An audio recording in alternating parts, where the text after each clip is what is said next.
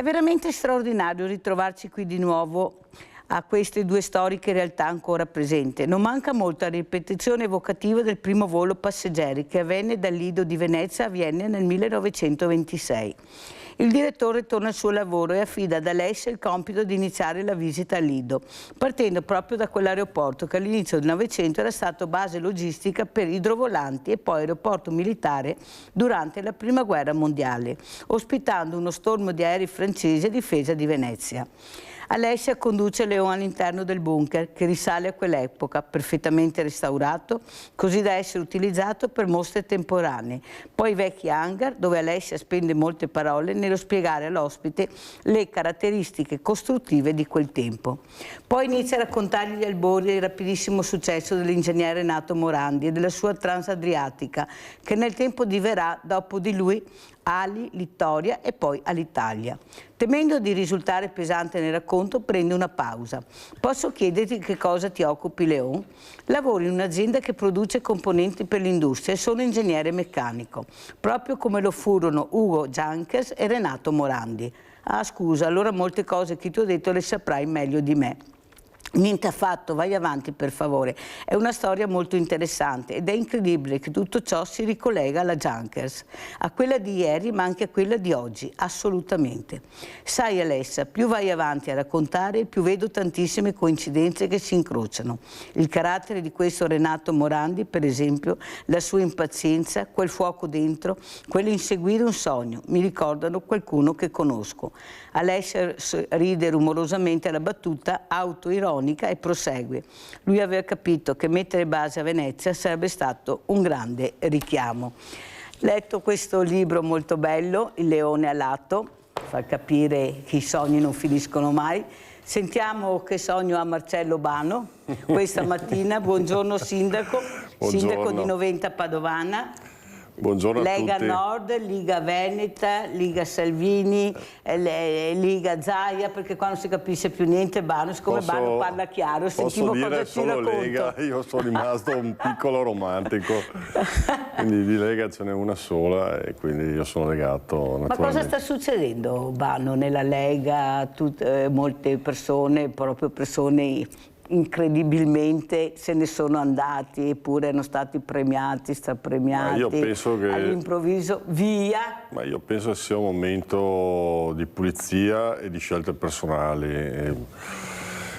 Penso che per opportunità molti hanno deciso di cambiare partito, è una scelta personale, si può condividere o non condividere, però almeno non ci facciano la morale, là ho trovato i veri valori, eccetera. Se trovavano una carighetta, un posto in qualche consiglio regionale o in Parlamento o al Senato, sicuramente questi valori che loro propinano non li avrebbero, questa è la mia idea. Quindi io rispetto le scelte di tutti, però che non si vengano a fare la morale, ecco, questo è quello che penso.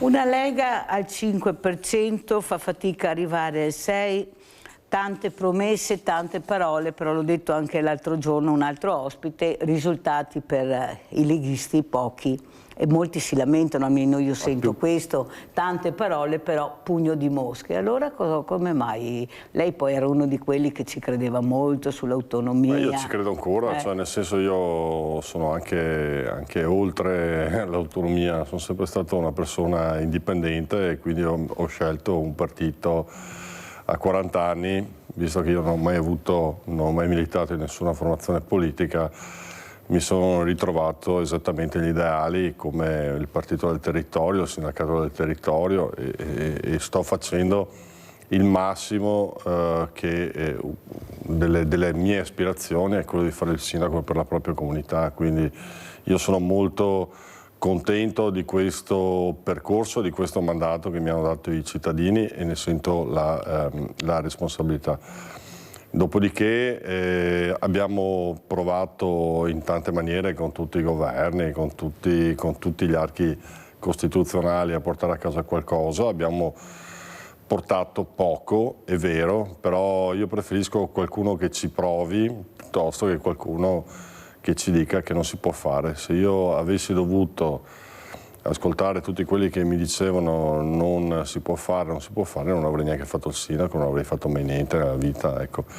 Quindi io preferisco chi tenta e fallisce piuttosto di chi non fa niente e chi si riempie la bocca di tante parole. Questo è un po' il mio limite. Banno, eravate con Berlusconi con l'8%, io mi ricordo all'epoca più di qualche politico che io ho avuto ospite diceva cosa vuoi che facciamo con l'8%.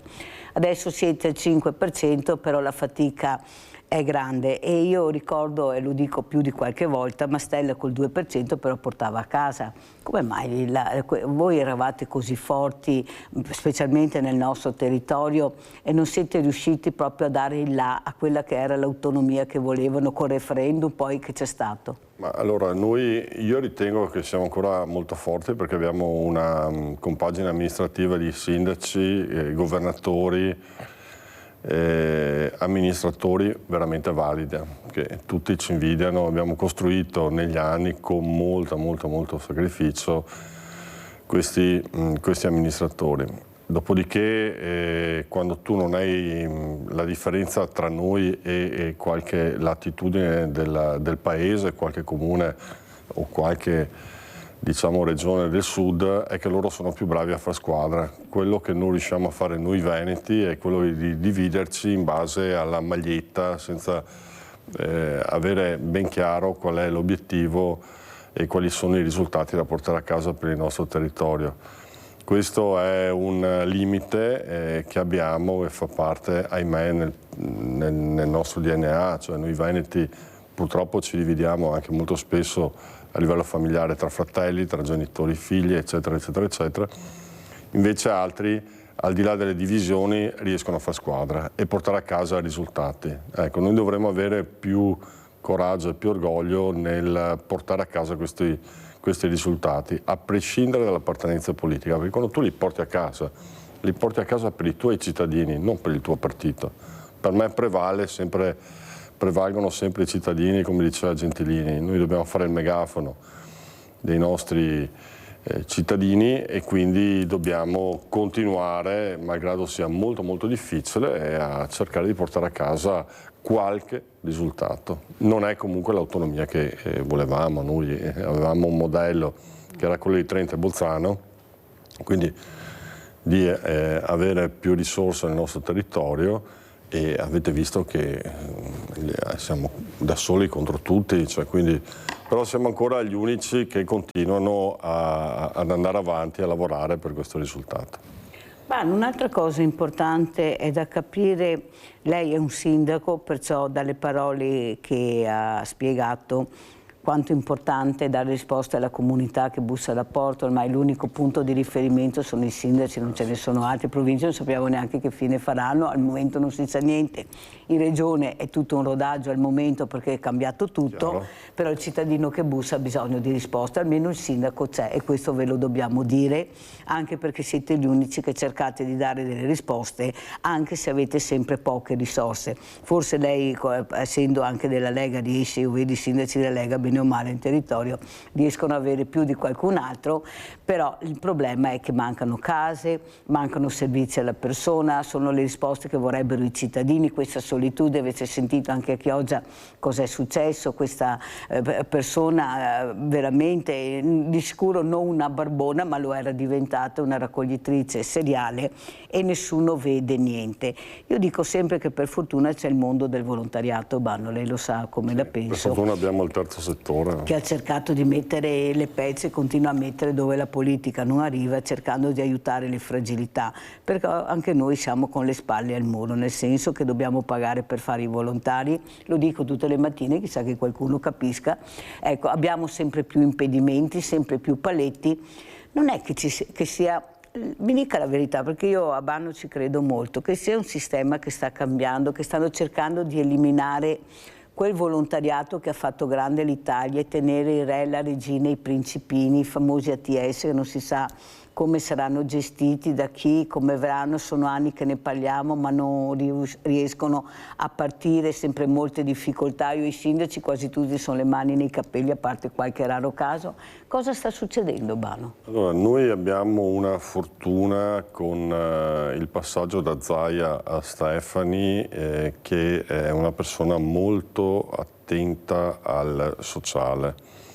E lo vediamo anche su varie iniziative, su varie attenzioni che ha verso i disabili, verso il social housing, verso anche i giovani, che è un fatto non secondario.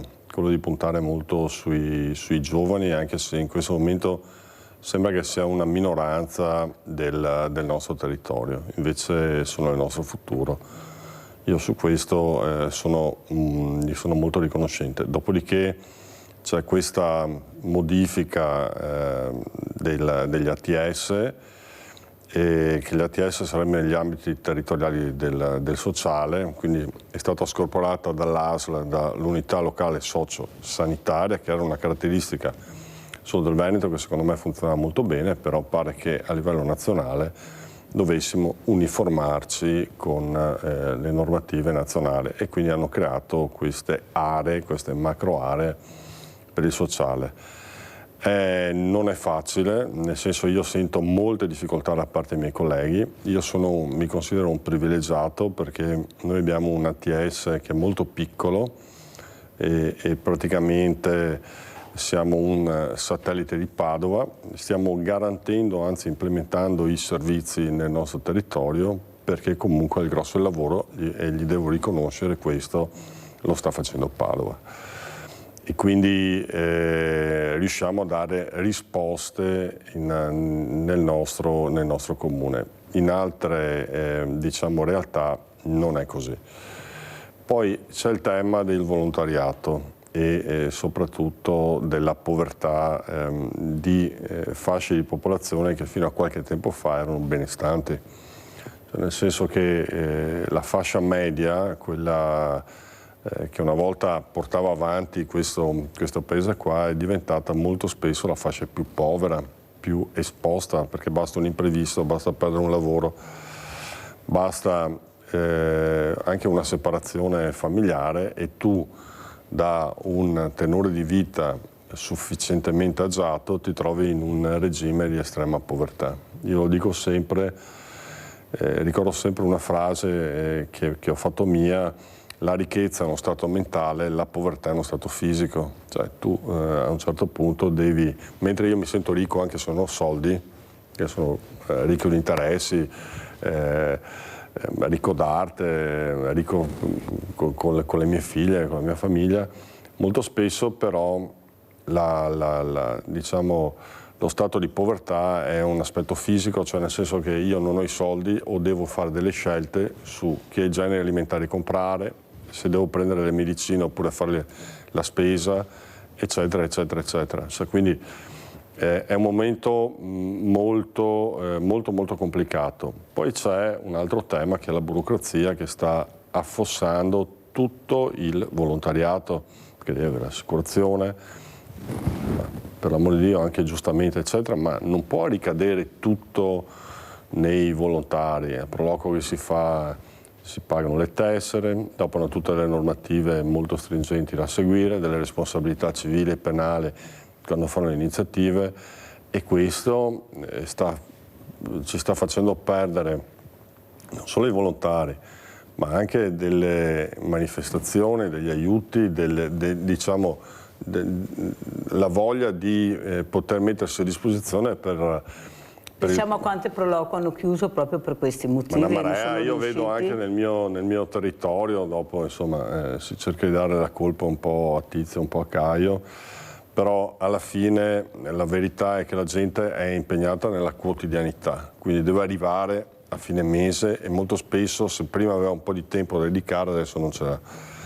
Poi ci sono appunto questi rischi di impresa, li chiamo rischi di impresa, dove chi lavora molto spesso può fare un buco che deve ripianare privatamente, certo. Quindi non è neanche giusto. Io per esempio faccio molta fatica con la mia a 90 Padovana a collaborare, a lavorare eccetera, perché indipendentemente dalle disponibilità che puoi mettere, però hanno sempre un rischio, calcolano sempre un rischio. Faccio un esempio pratico che mi sta proprio qua. Con la fiera di 90 Padovana, la fiera del Folpo. Mamma mia, famosissima. Io ci devo sempre andare, ma devo andarci prima o dopo. Non rischiano. Beh, allora ti consiglio di venire, anzi consiglio a tutti i telespettatori di venire, c'è un'edizione estiva che facciamo proprio questo fine settimana. Se venite sarà un momento molto bello, sei ospite mia. Sarà un momento molto bello, soprattutto perché c'è una parte artistica con DJ, con le casette, eccetera, e soprattutto col piatto principe che è il Folpo. Così facciamo anche Padovana. Un po' di promozione a questo sindaco che sta cercando di tutto, come tanti altri sindaci, veramente per coinvolgere la comunità, fargli staccare anche se vedi, anche là molto spesso c'è chi ci si divide su chi è contento che il proprio comune non sia un dormitorio e chi invece si lamenta, troppa gente, troppo problemi, esatto, dopo noi abbiamo messo anche limitazioni, gli orari, eccetera. Mi chiudete la strada, ma dove devo farla? Cioè non è che posso portare le famiglie, i bambini, i ragazzi. Beh, non si può accontentare sempre tutti quando si fanno le manifestazioni. Posso dire ogni tanto, se andando a fare la spesa la gente non mi ferma, allora c'è chi mi abbraccia, è contenta, eccetera. E ci sono anche quelli, giustamente, che mi riempiono di parole, dico basta, vi prego non fare, per prendervi le sigarette fuori. Un'altra cosa che sento, che volevo chiedere, perché mi hanno chiesto di dirglielo, molti leghisti dicono che l'ex presidente della regione Luca Zaia sta alzando un po' troppo la posta, sta cercando di mettere in difficoltà Salvini, questi incarichi che non accetta. Lei come vede la situazione? È proprio così? Mette sul piatto tutte le preferenze e allora come la mettiamo? Ma io considero un privilegio aver conosciuto Luca Zaia. Considero una grande fortuna che in questo momento ci sia Alberto Stefani. Io penso che il futuro di Zaia lo possa decidere solo lui. Cioè, nel senso che non lo vedo fare il gregario, non lo vedo essere vice di qualcosa, io lo vedo un estremo protagonista anche in altre parti del territorio italiano. Cioè, io ogni volta che vado in qualche regione, in Puglia piuttosto che in Friuli o in Lombardia, tutti ci invidiano Luca Zaia. E probabilmente se non ci fosse stato il limite dei mandati elettorali di Zaia, a quest'ora noi avremmo ancora lui come Presidente della Regione. Però anche lui era per i 2 mandati, se si ricorda, Banno, proprio Zaia aveva detto 2 mandati e poi a casa. Ma posso dire una cosa, allora anche là io penso che non ci sia, quando si è ministri, si amministra, si possono fare degli errori, nel senso che dopo, quando tu sei all'inizio del mandato, dici 2 mandati, basta e via. Quando ti trovi alla fine del secondo mandato, non tanto per interesse, però probabilmente ci si rende conto che l'unica elezione diretta da parte dei cittadini è proprio l'elezione o del sindaco o del presidente di regione. Quello che io non ho mai capito è che chi invece è contro questa legge, che è una legge democratica, cioè uno decide, perché quanti sindaci dopo un mandato, potrei essere anch'io, dopo un mandato dicono guarda non mi sei andato bene, non mi è piaciuto come hai governato, ti mando a casa. Beh, è successo tantissimi casi. Ecco, la cosa più strana è che chi ci viene a insegnare questa lezione che è democratica sono proprio quei parlamentari che possono starla a vita, che possono fare i ministri a vita, che possono fare il Presidente del Consiglio a vita e che possono fare anche il Presidente della Repubblica a vita, perché non c'è mica un limite dei mandati. Loro dicono no, c'è un eccesso di potere, loro che sono là da decenni. Però scusa, lei ha detto una cosa importante, però ha detto che è arrivato Stefani è una fortuna. Sì. Allora se non si dà modo di cambiare, di far vedere anche altre facce, un fiato di aria fresca ogni tanto, a mio avviso non fa proprio male. cioè si dà anche la possibilità a altri di capire anche come gestire il potere, perché io mi ricordo proprio Giampaolo Gobbo, ospite da me anni fa, che ha detto l'importanza del Presidente della Regione è enorme. Cosa vuoi fargli agli ministri? Il Presidente della Regione è enorme, perciò questo cambiamento, se ci fossero stati 3-4 mandati, Stefani non sarebbe uscito, ad esempio, ed è un giovane che, come dice lei, è una fortuna ad averlo trovato, che ci crede molto in quello che fa. Allora, se non diamo spazio ai giovani e diamo la possibilità, voi siete sempre stato un partito giovane, oltretutto, avete sempre cercato, Zaia è stato eletto che era giovanissimo, sì. Io me lo ricordo benissimo, perciò avete sempre fatto questo ricambio, perciò sì, come mai adesso invece volete tenere dei saldi, cioè avete tentato perché dopo non è stato... io penso che questa, dopo sono scelte, cioè nel senso che io la vedo in questa maniera qua, la giovinezza non è sinonimo di intelligenza, di bravura eccetera, però è giusto dare delle opportunità ai nostri giovani, ai nostri ragazzi.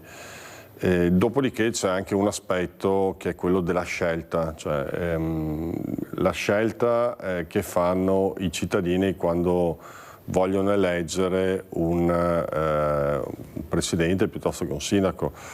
Allora, non è l'età anagrafica, adesso anche molto spesso sui curriculum è vietato mettere anche quanti anni hai, perché sui curriculum per cercare lavoro anche quello è sbagliato, perché se tu hai 50 anni, 40 anni, guarda, indipendentemente da quello che hai fatto, però preferisco investire su qualcuno di più giovane. Sono scelte. Io penso che noi abbiamo avuto un grande presidente, ne abbiamo uno che ha tutte le carte e regole per fare bene. Penso che lo spazio ad entrambi non mancherà, però non può, io ritengo che sia profondamente sbagliato, che non può essere solo l'età anagrafica il motivo della scelta tra uno e l'altro. Ognuno ha delle caratteristiche diverse, ha un profilo diverso, ha uno stile diverso.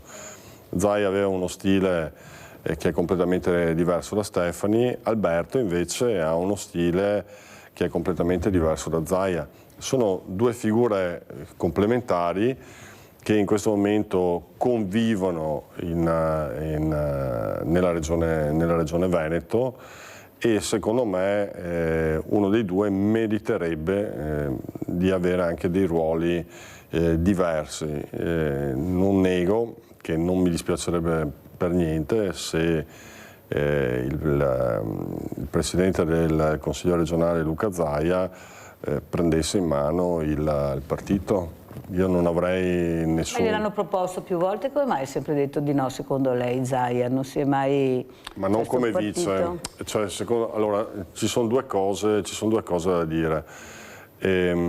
Secondo me se un partito si affida al proprio segretario o il movimento si affida a un nome, è un partito finito. Io non credo che il futuro della Lega sia legato al nome di chi fa il segretario della Lega. Io credo che il futuro della Lega sia sui temi. I temi, che cos'è la Lega? È un partito di destra o è un partito federale dove è un insieme di leghe di tutto il territorio italiano, dove c'è la Lega della Sicilia, piuttosto che la Lega Veneta, piuttosto che la Lega Lombarda, ed ascolta le richieste che vengono dal territorio e le porta sui tavoli istituzionali più alti. Ecco, io credo in quella Vedremo se il Doge, perché così viene chiamato a fare il gregario il Doge anche a noi. Guarda, io non credo che sia il suo ruolo. Luca Zaia è il Doge che fa il gregario, ma non lo so, vedremo. Apriamo il centralino Bano, perché sennò veramente Rinaldo è là da un pezzo, e salutiamo però anche l'altra ospite, Patrizia Pisi, presidente, veramente vicepresidente associazione Abili. Ciao Patrizia, grazie di essere qui. Hai visto anche ieri quanti morti, per carità, una roba allucinante. Però sentiamo prima Rinaldo, vai Rinaldo. Ciao Mirella, buongiorno ai tuoi ospiti. Caro Bano, mi sono Rinaldo, ti me conoscerà perché telefono sempre da Antonella, quando che go anche a parlare con l'Antonella. Diversi anni che ti seguo, ti sei una brava persona, ti sei una brava persona. Grazie. Che va premiata, perché ti sei educato, ti ha tutte più buone qualità, non ti stai addosso a nessuno anche quando chi ti parla per televisione. Ti sei veramente una brava persona, con idee chiare e che ti va in cerca di fare robe concrete. Non ti alzi mai a voce, ti sei veramente un politico doc, educato e tutto. Grazie. E dopo quanto riguarda la Lega, per prima volta che venivi in Venezia, venivi in Marghera, dovevo portarmi con le barche a San Marco. Pensati, con le fotografie con Bossi in barca, che siamo io una barca grande, che siamo io Manebi. Poi mi porta, quella che era la Lega Veneta, Venata, pal Veneto, noi altri, la Lega Veneta, non interessa niente della Lombardia, non abbiamo gli stessi problemi. Ti ha ragione, è giusto. Salvini, perché il partito vada su, bisogna cavare via Salvini. Salvini è una barra al piede perché è un peso morto, è diventante che stupidae, ma va in cerca del ponte di Cosaseo, il ponte di Messina, ma non sapete che c'è gente così 100 euro al mese, che non ha medicina, non ha niente. Questi sono i problemi che ti ha in testa qui, perché come persona so che ti pensi sta roba. Va bene. Ma Salvini è già comprare una casa a 1,5 miliardi, ma cosa che seria? Ma dai, è giusto uno che lavora, che ha una posizione di prestigio, è giusto che sappia soldi, ma in che maniera ha?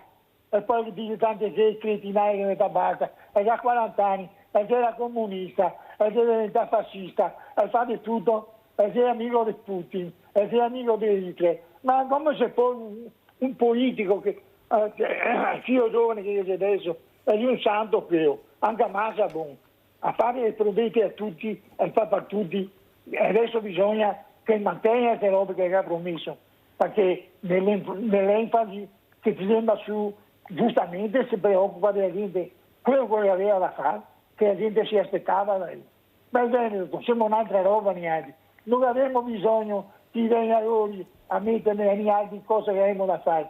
È serenissima, già era la più grande nazione. Basta Rinaldo, se no non riesco ad andare avanti, ho anche altri ospiti, ma sei stato chiaro, riflessioni anche un po' pesantine, perché veramente state parlando e non c'è il contraddittorio, però qualcuno mi dice che bisogna stare attenti, ci sono i falchi e le colombe, ci sono le colombe travestite da falchi, i falchi travestiti da colombe, e non è sempre facile, è un politico e sa benissimo di cosa si parli, i colpi bassi possono arrivare in qualsiasi momento. No, io ne ho viste di tutti i colori, probabilmente ne vedrò ancora degli altri, ci sono delle ambizioni legittime personali che si scontrano con delle ambizioni generali. A me mi hanno sempre insegnato che se tu lavori per il movimento, lavori per il tuo territorio, lavori anche per te stesso, se tu lavori solo per te stesso, e io molto spesso vedo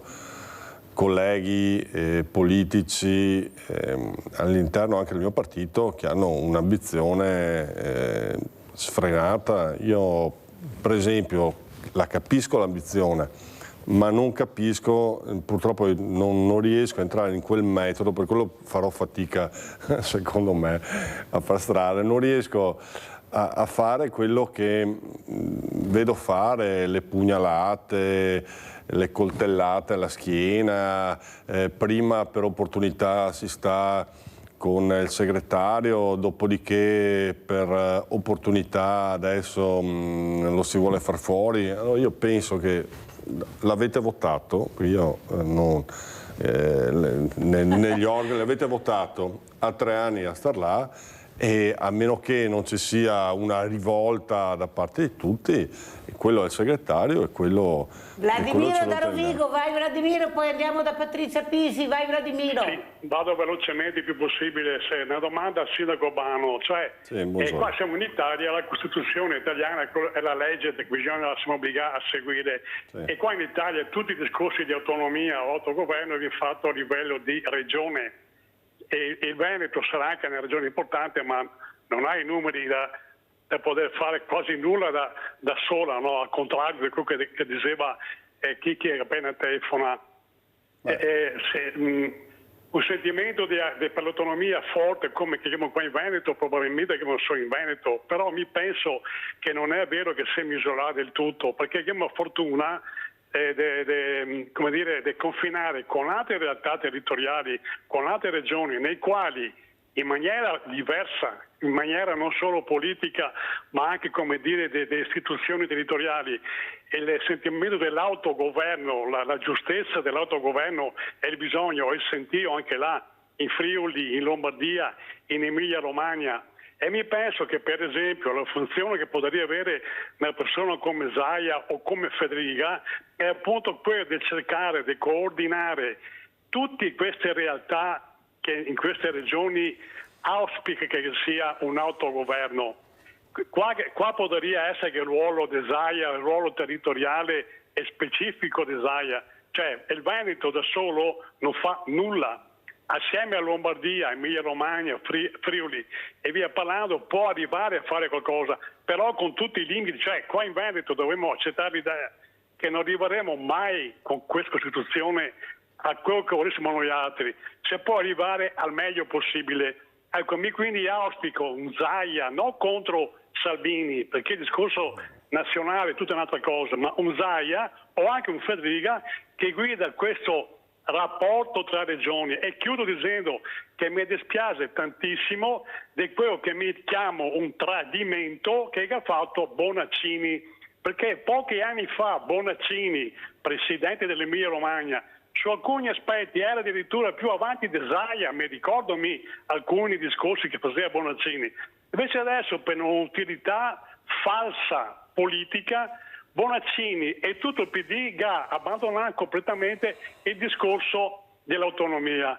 Ecco, spero che, e chiudo, la persona come Zaia o Federica, oltre che a coordinare tutte queste realtà, non solo politiche ma anche sociali e economiche di queste 4 regioni, possa con gran pazienza e con pelo sullo stomaco recuperare anche questo rapporto col PD. Cioè, mi non si vuole capire come le persone del PD che qua in Veneto prendi in giro l'autonomia dicendo che ormai non c'è più niente, non vale più niente, le sta svuotare via parlando, dopo va a Roma, dopo 2 secondi come l'ex candidato al sindaco di Venezia Martella, dopo 2 giorni non chiama al pericolo che l'autonomia addirittura spacca l'Italia. Cioè mi si rende conto che ha una posizione che è falsa politicamente, dovrebbe essere anche loro a loro modo, ma anche loro a sostenere quello che chiede la società della nostra terra, un autogoverno.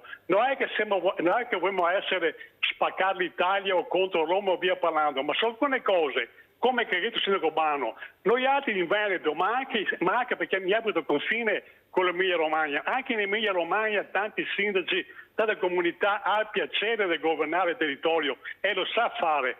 Dovremmo fare unità in questo e in questa maniera avere un peso a Roma, non essere uniti come chi si è uniti nel meridione che ricerca altre cose, essere uniti su questo criterio di autogoverno che giustamente dopo ogni comunità, ogni regione lo fa alla sua maniera, ma uniti assieme, accettando l'idea che non possiamo arrivare all'indipendenza. Hai spiegato molto bene, poi Bano risponderà, ma devo salutare l'altra ospite perché i problemi sono anche altri, non sono solo le politiche o i politici, ma i problemi di tanti genitori che rimangono senza i loro figli per questa velocità assurda, incontrollata, inesperienza, mettiamo come che vogliamo, ma guardate cos'è successo. Andiamo a vedere questo mortale a Scorzè e poi anche a Fossalta.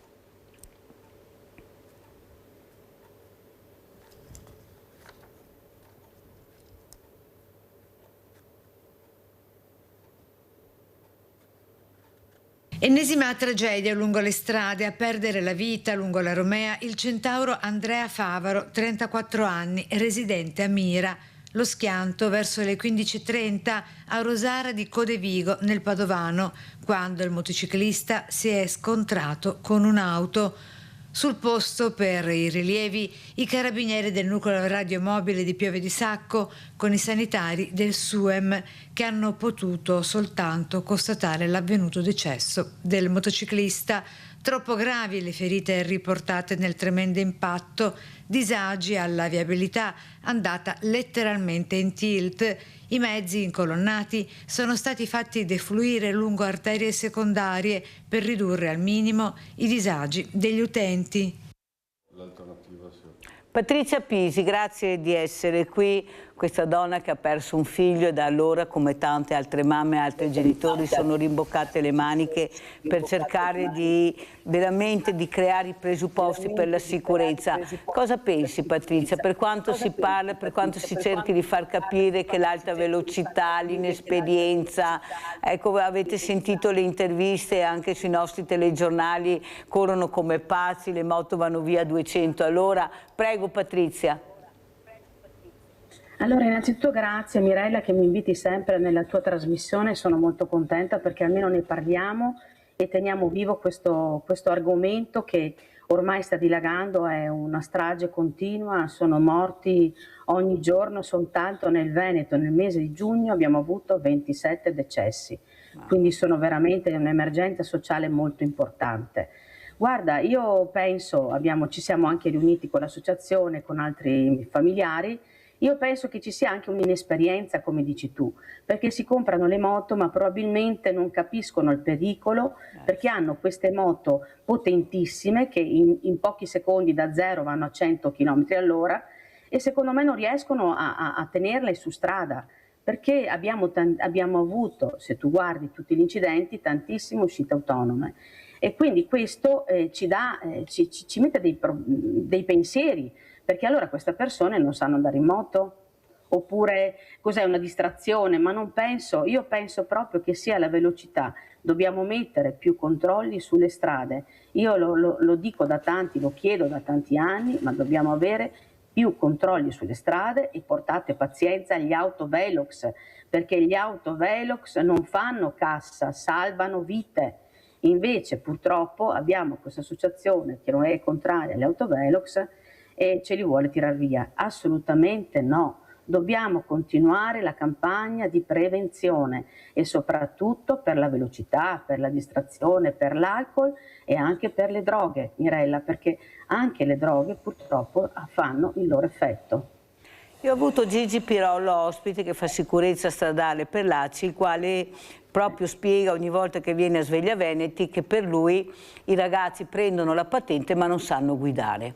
Ci vorrebbero molte più ore di scuola guida, questi ragazzi, queste persone hanno la patente ma non sanno guidare e soprattutto anche la sicurezza che si può avere con la tecnologia. Tu lo sai quante firme abbiamo raccolto per l'airbag obbligatorio ai motociclisti, visto che abbiamo questa potente, ecco, veramente sicurezza, però non ci sente, l'Europa non ci sente, non è nel nostro programma, così hanno risposto, però anche il ministro Salvini dovrebbe dare delle risposte, perché tu sai, e hai raccontato anche la Presidente italiana Familiari Vittime della Strada, quante volte hanno cercato di portare anche delle proposte molto importanti, i guardrail, tante cose, però non vengono ascoltate. Forse è un momento di alzare un po' l'asticella, Patrizia, avere questo riscontro col Ministro dei Trasporti. So che ci sarà una grande riunione in Parlamento. Prego, Patrizia. Sì, esatto, c'è una grande riunione perché adesso c'è una grande attenzione finalmente, ma sai, tutte le estati si dicono queste cose, poi alla fine a me interessano i fatti. I fatti, io voglio vedere i fatti perché abbiamo fatto tantissime richieste, come infatti era con noi al MIT 2 anni fa l'Associazione Vittime della Strada italiana, che è come noi, siamo anche noi vittime della strada. Abbiamo fatto tantissime richieste, Mirella, ma sono state ascoltate ma non messe in pratica, perché purtroppo ci ascoltano ma non fanno nulla. Allora non è abbastanza, perché lui cosa ha fatto? Ha fatto il nuovo codice della strada, ma con il nuovo codice della strada vanno accompagnati controlli, perché se non ci sono i controlli sulle strade dell'alcol, del telefonino, perché c'è ancora il telefonino purtroppo, è che è distrazione. e c'è l'alcol, c'è di tutto, Mirella, però se la politica non ci ascolta, se le istituzioni non si prendono in mano questo tema importantissimo che è la sicurezza stradale, abbiamo chiesto la sicurezza stradale anche nelle scuole, ci ha detto va bene, ma ancora non è stata fatta la legge. Quindi voglio dire, ci devono dare una mano perché comunque le persone muoiono sulla strada, tutti ascoltano e nessuno fa nulla. Sai, noi siamo associazioni, siamo tutti volontari, possiamo venire da te per fortuna, andare in altre emittenti, parlare, ma ci vogliono i fatti, dobbiamo salvare questi giovani perché è un'emergenza nazionale ma anche locale. Le istituzioni ci devono affiancare, devono ascoltare le associazioni delle vittime della strada, perché noi sulla strada ci siamo tutti i giorni, quindi abbiamo bisogno che questi ragazzi vengano controllati, non bisogna bere quando ci si mette al volante, assolutamente, perché ho sentito dire anche, ho bevuto una birretta, no, al volante si va sobri. Aspetta Patrizia perché abbiamo Franco da Feltre, se no mi cade la linea, vai Franco. Ok. Ciao Mirella, ciao. E tanti complimenti per i tuoi passaggi che fai. Vorrei parlare di autonomia. Prego. Guarda, io sono 30 anni che seguo perché faccio il lavoro come pubbliche affissioni e faccio le campagne, quello che capita.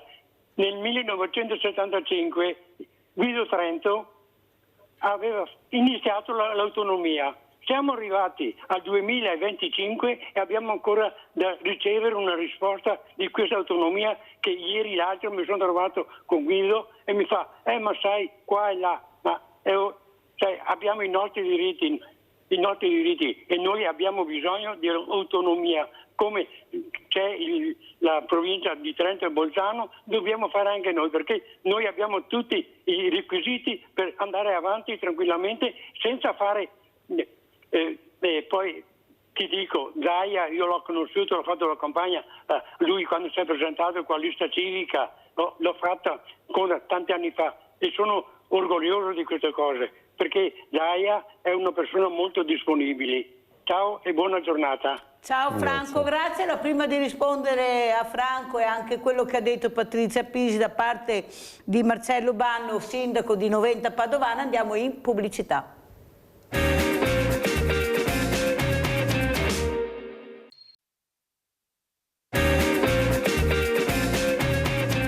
Siamo con Marcello Banno, sindaco di Noventa Padovana, Lega.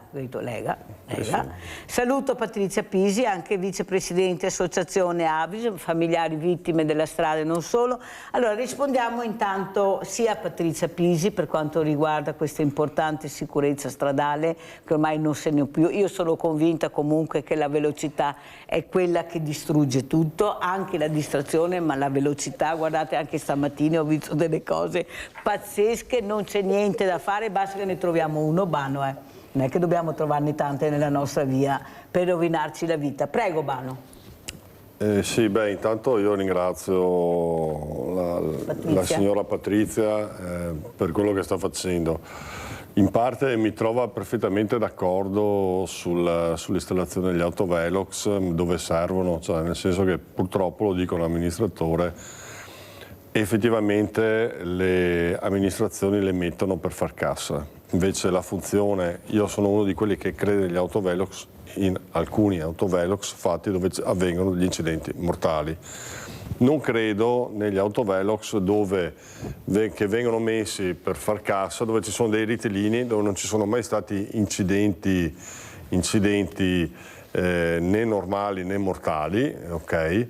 E invece vedo che putta caso tu adesso gli autovelox li puoi mettere sulle strade statali, sulle strade regionali, sulle strade provinciali, non li puoi mettere su quelle comunali perché devono avere delle autorizzazioni che nel 90% dei casi non te lo dà mai. Io per esempio li metterei davanti alle scuole perché è inaccettabile che su una strada ex provinciale, per esempio Noventa Padovana, in pieno centro del paese, cioè quindi è una strada molto larga, molto importante, eccetera, dove ci sono delle scuole e la gente possa sfrecciare a velocità impensabili. Io non posso mettere un dispositivo, quantomeno la gente non sa se è attivo o non attivo, per dire là dovete andare piano.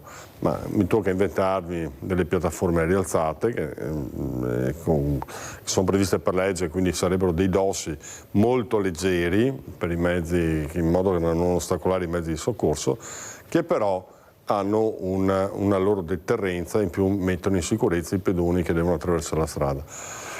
Dopodiché io sono un motociclista. Sono 20 giorni che non prendo la moto perché ne vedo di tutti i colori. Cioè, oggi la gente è veramente, non dico incivile, ma io penso che sia pazza. Li vedo guidare, girano, non mettono la freccia. Si fermano, frenano all'ultimo minuto, inspiegabilmente tu devi tenere la distanza, però... Limite di velocità 0. Però una moto, forse ha ragione la Patrizia, una moto non è una macchina, cioè nel senso i tempi di reazione di una moto, e lo dico io che ho una moto vecchia e che bisogna sempre avere anche una predisposizione alla paura, cioè io ogni volta che salgo sono terrorizzato e questo probabilmente mi tiene abbastanza attenzionato a quello che succede, perché vedo quello che succede non la macchina davanti, la seconda, la terza, la quarta. Non sei tu il problema, può essere anche no, ma sono gli altri, io non faccio sorpassi dove ci sono altre strade, cioè quindi la macchina non può girarsi. Io ipotizzo sempre che da un momento all'altro chi mi sta precedendo non solo può frenare, possa girare. Ada da Mestre, andiamo con Ada, poi continuiamo, vai Ada. Mirella, pronto, Mirella, scusami. Prego. Pronto, Mirella, scusami, ti volevo dire, digli ai tuoi signori, insomma, quelle che hai là, che dicono con sti autovelo, io giro in macchina con mio figlio anche all'estero, qui oltre che vanno forti, e ti do ragione, ma anche se vai piano fanno incidenti, c'è le strade che fanno schifo, altro che autovelo, le strade devono mettere a posto. Io quando vivo, che vado all'estero, ci sono strade che sono autostrade, no strade, qua facciamo schifo in tutto. E ti dirò di più, l'italiano come quello che ti ha telefonato prima, il signore, qua e là, su e giù, siamo bandiere al vento. Per quello ci facciamo mettere sotto i piedi dalla politica e da tutti. Non siamo bravi solo a chiacchierare, a fatti. Mirella, scusami, ce la mettono in culè, hai capito? Ecco, sia lo Stato, sia tutto, non trovi una via di scampo che tu abbia ragione. Guarda, ti metto solo questo e mi scuso. Il ragazzino che è morto, gli assistenti sociali lo portano alla morte. Chi viene indagato? La madre. Ti sembra che sia una legge giusta? Se succede a me che vado, magari uno va a fare ladro e io sto sotto, vengo presa per concorso in delitto. Ma è impossibile, ma dove sono? Grazie Ada, molto chiara, grazie anche Ada da Mestre, prego Bano. Non ho capito quello del ragazzino. Che è stata indagata la madre al posto dei servizi sociali, però rispondiamo in merito anche alla sicurezza stradale. Allora, sulla sicurezza stradale ha perfettamente ragione che le nostre strade fanno schifo. Ci sono stati alcuni incidenti stradali dove con la moto sei caduto su una buca e sei caduto. Però secondo me il motivo principale è la velocità. Noi abbiamo dei mezzi in questo momento a due ruote che sono dei missili, cioè io li ho provati, li ho visti eccetera, poi sono delle moto che vengono utilizzate molto spesso per andare in pista e in queste strade qua tu non ci vai. Secondo me è veramente un pericolo. Lo dico, sono 20 giorni che io non tocco la moto, nel senso che non me la sento perché vedo non solo la distrazione ma anche la velocità della gente, perché ha bisogno di arrivare ai minuti contati, non è giustificabile, ripeto, però non è attenta e in questo momento tu quando hai una macchina, un mezzo, hai una pistola carica per te o per gli altri e quindi io l'unica cosa che posso consigliare, ecco quello che faccio io, è che noi facciamo attività sulle scuole invece, con la polizia locale, facciamo anche tanti corsi, sia all'asilo che sulle elementari. Ma intanto quelli che sono già cresciuti e che sono dei pazzi scatenati, anche quelli che, cerchiamo di fermare quelli Bano. Abbiamo Giusy da Treviso, vai Giusy. Ciao Mirella, buongiorno Sindaco Bano. Buongiorno. Allora Sindaco Bano, ma cosa sta promettendo Vannacci per scombussolare tutti questi partiti? Non capisco più niente. Speriamo che faccia qualcosa anche lui, perché stiamo qui aspettando tutti quanti da anni, stiamo aspettando che facciano qualcosa, però non vedo la luce, in fondo al tunnel non la vedo. La ringrazio. Grazie Giusy, però quasi 200 imprenditori nel territorio Lega del Veneto fanno pensare. L'altra sera che è venuto a Spresiano, andiamo a vedere Salvini cosa dice sul caso Vannacci e poi sentiamo anche Marcello Bano.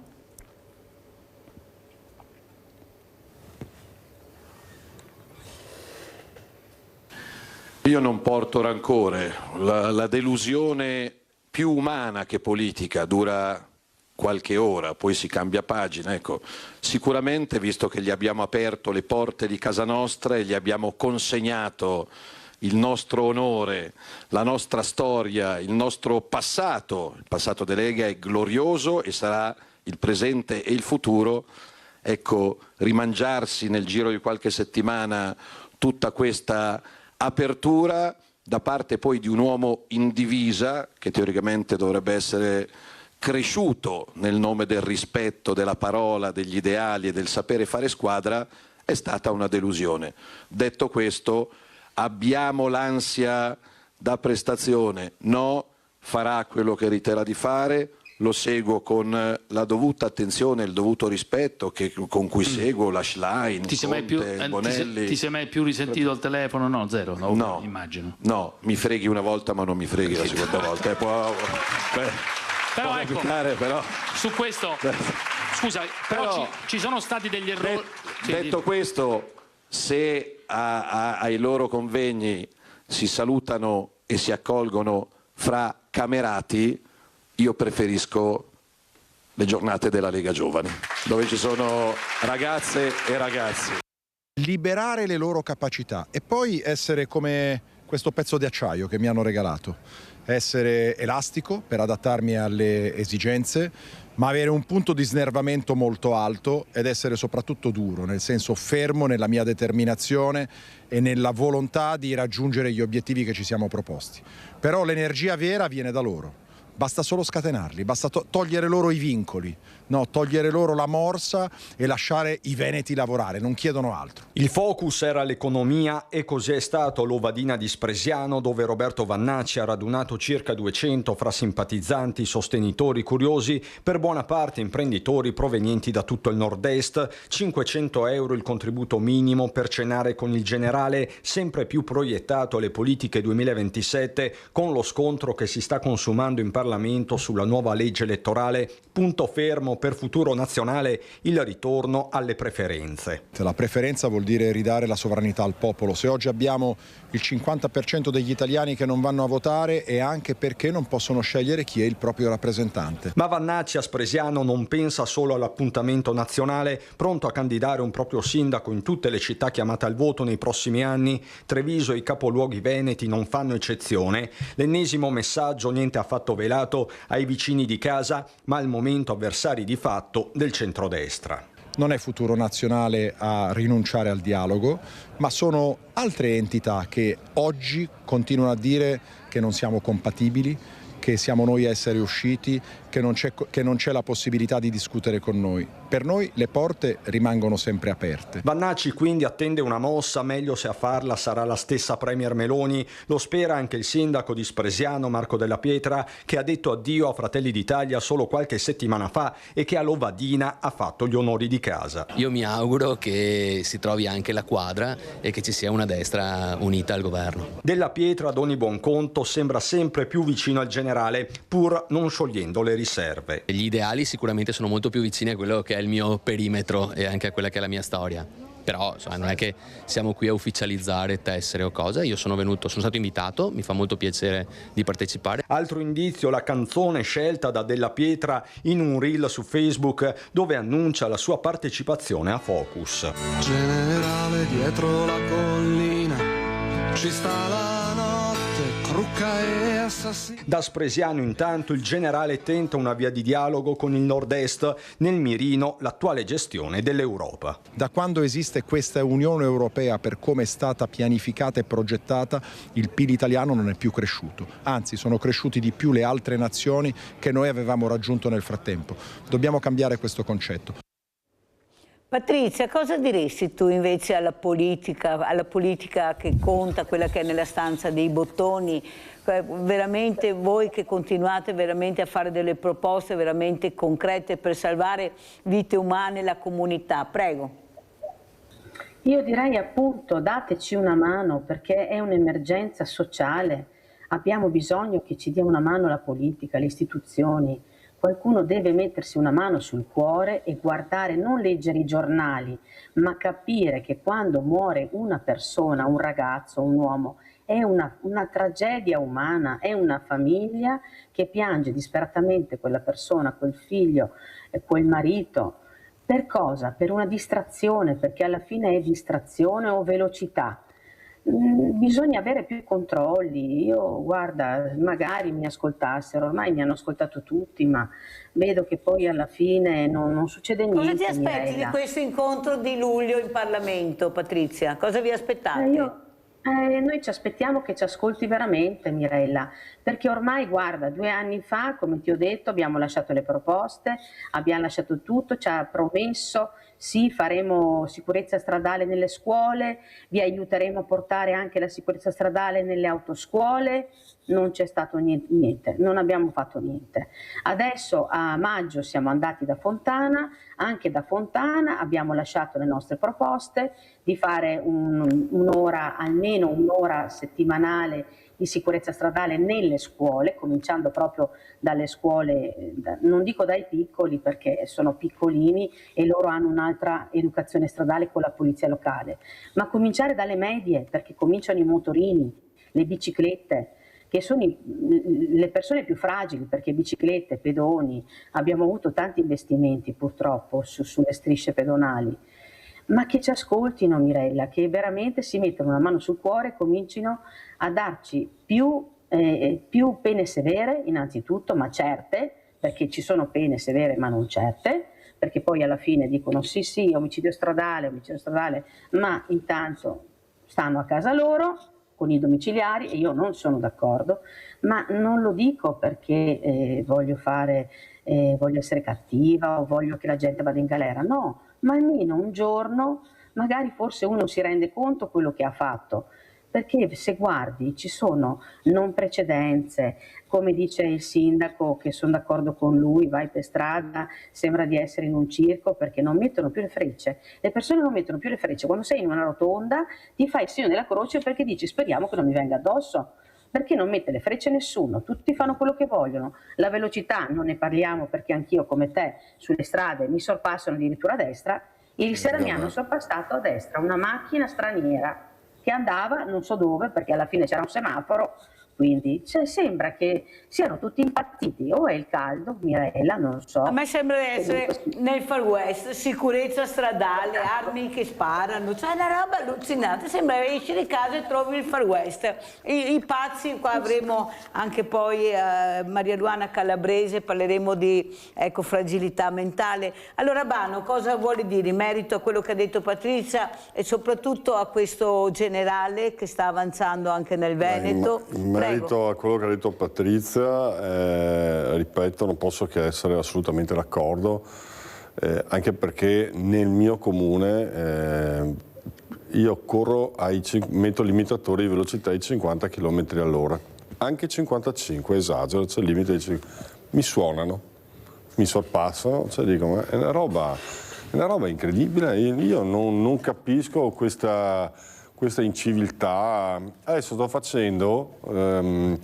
facendo sulle strade laterali, io ho 2 sostanzialmente, anzi ne ho 3 vie principali, su tutte quelle laterali che corrono, anche su quelle, ho deciso di mettere un nuovo dispositivo, che non sono i dossi, ma sono i cuscini berlinesi, che sono secondo me sarebbero molto molto utili per limitare la velocità dei mezzi e per non creare ostacolo alle biciclette e ai mezzi con le due ruote. Ecco, guardateli, sono stati autorizzati a Padova, io li avevo già visti e li ho molto apprezzati, saranno quelli che faremo sul nostro comune. Per quanto riguarda invece Vannacci, allora io magari sarò una voce fuori dal coro della Lega, eccetera, però io ritengo che con Vannacci prima o poi dobbiamo parlarci. Per varie ragioni. Uno, perché dopo la fine in politica, diciamo, se la sente marcato fa un salto dalla sedia. No, ma io con Roberto ci parlo molto molto spesso, gli ho spiegato. Anche Zaia Allora, io con Roberto ho un rapporto molto molto diretto. Allora, bisogna che ci parliamo perché è una questione di numeri. In politica ogni 5 anni la politica diventa matematica e quindi senza Vannacci oggi il centrodestra sulla carta ha già perso. C'è un elettorato di centrodestra che si sente rappresentato a Vannacci, evidentemente dobbiamo fare tutti un mea culpa, perché se decido di andare su un estremo del genere vuol dire che qualche errore o qualche promessa non l'abbiamo mantenuta e bisogna anche avere l'onestà intellettuale di dire non siamo riusciti, abbiamo mancato una promessa che avevamo fatto e quindi dovremo discuterci. L'altra cosa è che per me quello che ha fatto Vannacci è una scelta sua personale. Io è a verbale nel direttivo regionale, quando è stato il momento di decidere le candidature regionali, ho fatto presente, guardate, io vengo da quel mondo là, ho fatto il paracadutista nella mia esperienza quando ero più giovane, ho fatto il paracadutista, sono andato in Somalia 8 mesi, c'era anche lui, so qual è la mentalità, con la Lega non c'entra nulla, io non lo metterei. Mi è stato detto che era una persona di parola e soprattutto che eravamo in un momento di difficoltà e quindi ci faceva comodo anche se andava via il giorno dopo. Non è andato via il giorno dopo, è andato via a distanza di tempo e quindi l'affare l'abbiamo fatto come partito, noi, perché dopo ricordo magari qualcuno che si dimentica. Quante preferenze ha portato Vannacci? Beh, qua in Veneto 150.000. Avete capito? Allora, uno fa due conti e dice, ascolta, te sei andato via, però ci hai portato dei voti. Poi c'è un'altra cosa da dire. Non mi pare che i toni di Gentilini fossero in determinati momenti storici così diversi, anzi, in confronto mi pare che Vannacci sia una dolce educanda. Dopodiché io non mi ci trovo minimamente né per la questione razziale né per la questione sessuale, sociologica. Quando mi dicono che i gay non sono normali, perché lui dopo gioca su questo termine, qual è la normalità e la maggioranza delle persone, oppure quali sono i lineamenti italiani che non sono quelle delle GONU, eccetera, gioca la normalità. A me queste robe qua mi infastidiscono. Lo dico anche dopo da chi si circonda, tipo qualche esponente che sogna, che io ho contestato, e per me quello è razzismo puro, e quindi io sto distante 1000 chilometri. Il mio sogno è quello di vedere la mia regione con almeno il 50% di persone bianche. Ecco, allora tu sei un razzista perché tu non valuti le persone in base alle proprie capacità, ai propri meriti, alle proprie abilità, capacità, ma tu li giudichi solo per il colore della pelle e a me questo non va bene. Io ringrazio Patrizia Pisi. Patrizia, mi raccomando, facci sapere come andrà questo colloquio importante, questo incontro importante. Sarete tante associazioni, ognuno che porterà il proprio contributo, perciò grazie a Patrizia Pisi, grazie anche a Marcello Bano, sindaco di Noventa Padovana. Lega al momento, non so, dopo Liga magari che non Veneta, cambia, Liga Veneta. a Cabano che troviamo dall'altra parte, non si sa mai in politica. Guarda, io porto rispetto per tutti, posso assicurare una cosa, se mi vedete mi sputate in faccia, l'ho detto anche in tempi non sospetti. Io ho avuto solo una tessera in vita mia, la finisco con questa, la mia esperienza politica la finirò con questa tessera qua, che ci sia o non ci sia altre alternative, prospettive, altri partiti eccetera. E ringrazio sempre la Lega perché se oggi sono sindaco è perché hanno avuto fiducia, qualcuno ha avuto fiducia su di me, oltre ai miei cittadini. Quindi. Grazie anche a Marcello Bano. Pubblicità.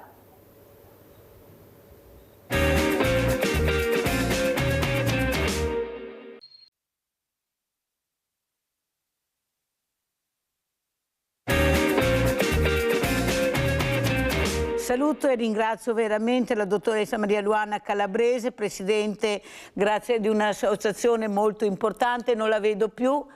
Allora saluto anche Massimo Zappia, imprenditore, Maria Luana non la vedo. Allora, Massimo Zappia, l'importanza di capire la realtà di questi imprenditori che si sono riuniti a Spresiano con il generale Vanacci, ecco questa Lega un po' incerta, è un segnale, Mirella. Fratelli d'Italia, anche loro che hanno bisogno di numeri, Bano che è della Lega dice se dobbiamo prendere Vanacci, il generale, perché sennò i numeri non tornano. Ma gli imprenditori come mai si sono riuniti? Beh, non sono pochi, più di 150 imprenditori, cosa sperano? Cos'è? Prima era un'altra realtà la loro. Beh, intanto grazie del tuo invito, sai che ci vengo sempre molto volentieri in questo salotto.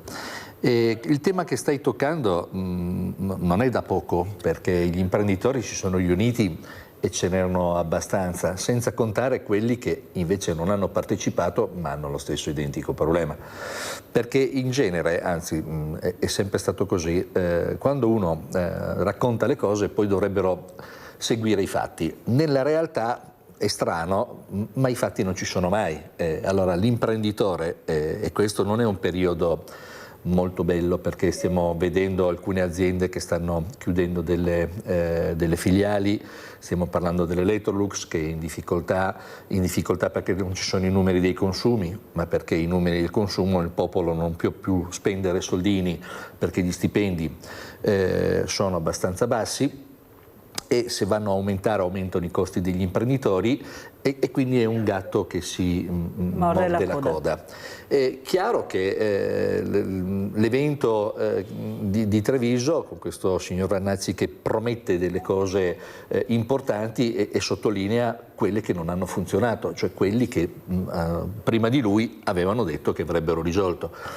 È chiaro che l'imprenditore ci va a nozze perché la situazione è abbastanza drammatica, perché quello che subiscono e che stanno subendo le grosse aziende, a maggior ragione il piccolino è in difficoltà, ma difficoltà forte. E ricordiamo che il piccolo imprenditore è l'ossatura maggiore non solo del Veneto, ma anche dell'Intera Italia.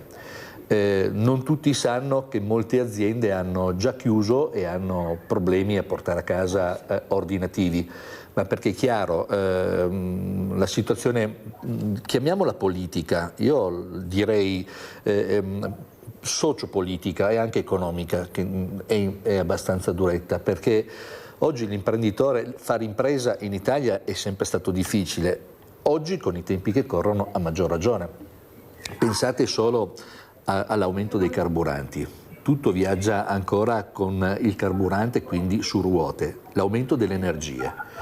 Noi stiamo registrando aumenti sulle materie prime che sfiorano il 30% e questo 30% in qualche maniera lo devi ribaltare.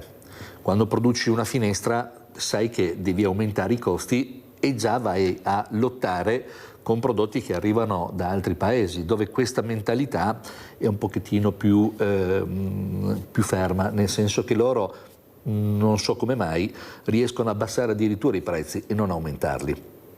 forse perché hanno paura del contraccolpo, quello che sta accadendo in Italia. Eppure, specialmente la Premier Giorgia Meloni, ma anche alcuni politici, sempre naturalmente di centrodestra, dicono che le cose non vanno così male, che loro hanno cercato di dare molto aiuto anche all'impresa. Tu cosa vuoi dire? Tu sei un imprenditore, sì, che non va così male? Probabilmente loro vedono una parte dei numeri, che sono dei numeri... io non riesco a capire perché o stiamo vivendo due realtà o due vite diverse. Il quotidiano non è così, perché le piccole imprese sono in sofferenza. Abbiamo visto da dove siamo usciti da una situazione dove abbiamo promesso incrementi, incentivi, il 110, il 75 col recupero delle barriere per quanto riguarda il nostro caso, ma quello non ha aiutato, sono arrivati i numeri stratosferici, non hanno controllato da dove chiaramente arrivasse il materiale e adesso stanno tornando indietro in ogni cantiere a multare le persone che non sono state in regola. Se guardiamo quei numeri, sì, i numeri tornano, perché quello che hanno dato prima oggi probabilmente prenderanno, se riescono a portarli a casa, perché non c'è un cantiere che è in ordine. Cos'è che ti preoccupa di più, Zappia? Io sono preoccupato per la nostra società, ecco, te lo dico fuori dai denti. Sono molto preoccupato perché sono un tradizionalista. Arrivo da una famiglia dove mi hanno insegnato che quando ci sono difficoltà in casa, il papà non va a comprare l'automobile migliore e lascia che i figli muoiano di fame. È la prima persona che si sacrifica per poter dare. E questa cosa che mi è stata trasmessa e che penso che nel Veneto, nella persona veneta, sia molto radicata, perché siamo quelli che risparmiamo, mettiamo da parte. Oggi però non è più sufficiente, perché non hai più la garanzia del posto. Cioè oggi se vai a chiedere, qualche mese fa succedeva così, se tu vai a chiedere un prestito da parte di un dipendente, vanno a vedere prima dove lavori e vanno a controllare se l'azienda è sana. E in questa situazione questi dati non contano più, perché oggi le aziende, come vedi, possono essere delle multinazionali, poi devono delocalizzare perché mancano i numeri che sono i numeri di produzione. Ma i numeri di produzione sono un derivato dal fatto che non c'è più la persona che può comprare normalmente. Non è che hanno svenduto il paese alle multinazionali e hanno tolto quel know-how, quell'imprenditoria che era formata proprio, come dici tu, del piccolo artigiano, certo, la piccola industria, senza pensare che erano stati quelli che avevano fatto diventare l'Italia il quarto potenza al mondo, e non c'erano le multinazionali. Quando eravamo la quarta potenza al mondo in Italia, facevamo tutto, abbiamo questa genialità, gli altri possono copiare, però che creiamo i migliori design anche adesso li abbiamo noi nel mondo. Sì. Infatti io sono proprio convinto di questo. Se ti ricordi, nella trasmissione, quando l'ultima volta che sono venuto, abbiamo parlato anche proprio del fatto che non si riesce più a trasmettere la nostra il nostro sapere alla nuova generazione, che sono i giovani. Una volta questo si faceva. Ed è lì che secondo me il trucco è proprio questo, è riprendere in mano quelle che sono le nostre tradizioni. In Italia si può star bene, ma si potrebbe star meglio. È questo che io non riesco a capire. Sappiamo lavorare, nonostante tutto, tutte le difficoltà, siamo sempre quelli che si alzano presto al mattino e si inventano cosa fare e come resistere. Però non è più giusto oggi solo resistere, bisogna avere una visione un po' più in là, un po' più lungimirante, posso dire. E le multinazionali nel nostro settore è un caso eclatante, cioè il piccolo imprenditore, quello che ti faceva il serramento ancora, è sparito. Io non so se vi ricordate, a Venezia sono gli scalpellini, non ne trovi più uno.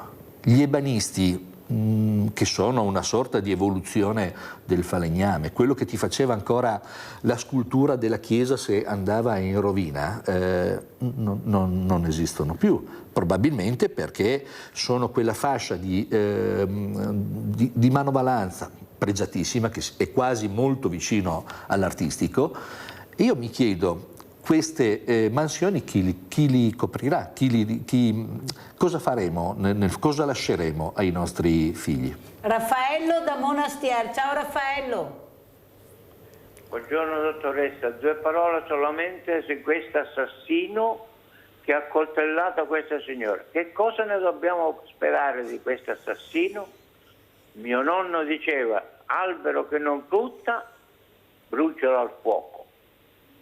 Per me, mi dia una risposta lei, dottoressa. Guardi, la risposta l'ho data prima, che mi sembra di essere nel Far West ormai. Esci di casa, non sai cosa ti capita, ecco, sparano con le pistole, avete sentito, ti accoltellano, incidenti stradali, velocità, ognuno fa quello che vuole, esce. Qual è il problema? Ma qual è il problema? Avete sentito quel ragazzo che ha detto quando esco farò le stesse cose, mi sono divertito.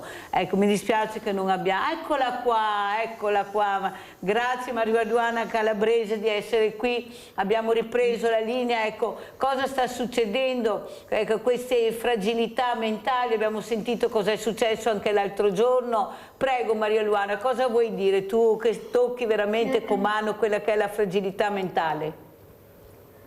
Sì, sono anch'io molto preoccupata come tutti e sono anche preoccupata perché il problema della salute mentale non viene preso in considerazione. Certo.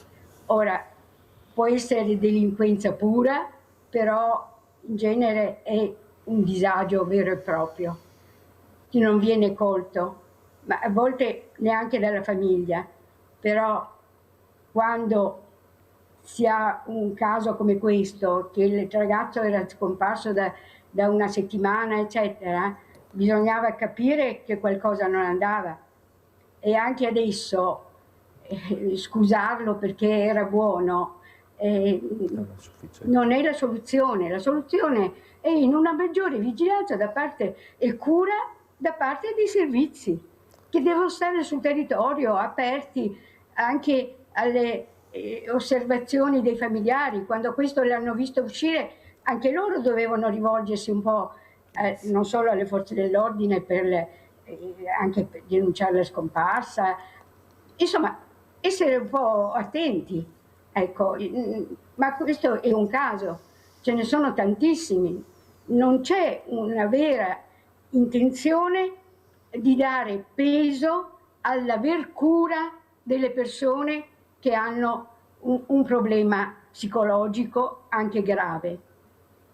Però la legge Basaglia, Maria Luana Calabrese, era una buona legge, il problema è che non c'è stato il dopo Basaglia, la continuazione su quello che doveva essere il supporto alla famiglia. Ecco, questi centri dove tu potevi rivolgere, il sociale non funziona, è inutile che continuiamo a dirlo, non funziona come è strutturato. Cosa ne pensi di questi ATS e di questi casi di comunità, Maria Luana? Funziona sempre peggio perché ci sono sempre minori risorse anche economiche date alla salute mentale e non solo.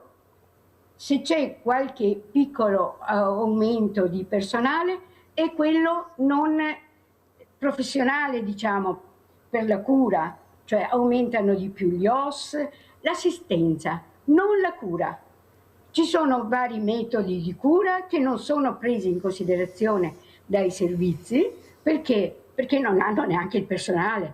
Poi forse non c'è neanche la cultura di voler cambiare le cose. Così come siamo messi è un cronicario, cioè la persona che viene presa in carico viene destinata alla cronicità, purtroppo. E non è colpa dei medici attuali, è colpa delle mancanze, delle decisioni, come direbbe il Papa, non prese.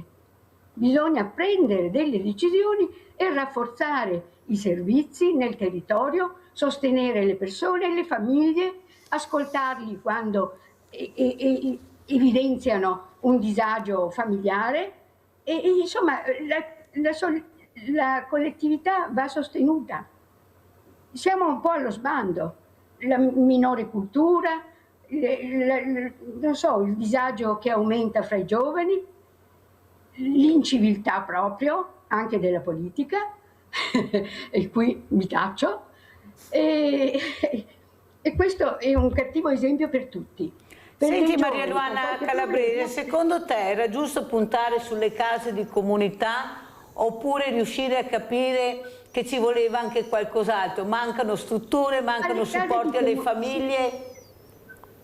Allora, le case di comunità intanto non stanno svolgendo nessun compito, nel senso che si stanno costruendo i muri perché ci sono i soldi del PNR, però non avendo investito nel personale, il personale non c'è. E questo però sarebbe anche abbastanza generico. Io parlo proprio di servizi per la salute mentale, che non devono essere solo le strutture attuali, che sono dei cronicari. Cioè si dice una persona ha un problema, allora dove lo colloco? No, bisogna dire ha un problema, specialmente se giovane, agli esordi, come lo curo? Perché ci sono metodi per curare e far guarire almeno funzionalmente le persone, che vuol dire che anche se hanno la loro malattia possono vivere come gli altri all'interno della società, sostenuti dagli altri e vivere una vita normale, non in queste mini strutture che però sono dei mini manicomi. Non mi piace neanche dirla sta parola, ma alla fine è così. È un dietizzare la persona per anni in strutture sempre diverse per poi finire in casa di riposo. Cioè, questa non è aver cura di una persona, questo è assisterla e lasciarla come sta e magari farla anche peggiorare.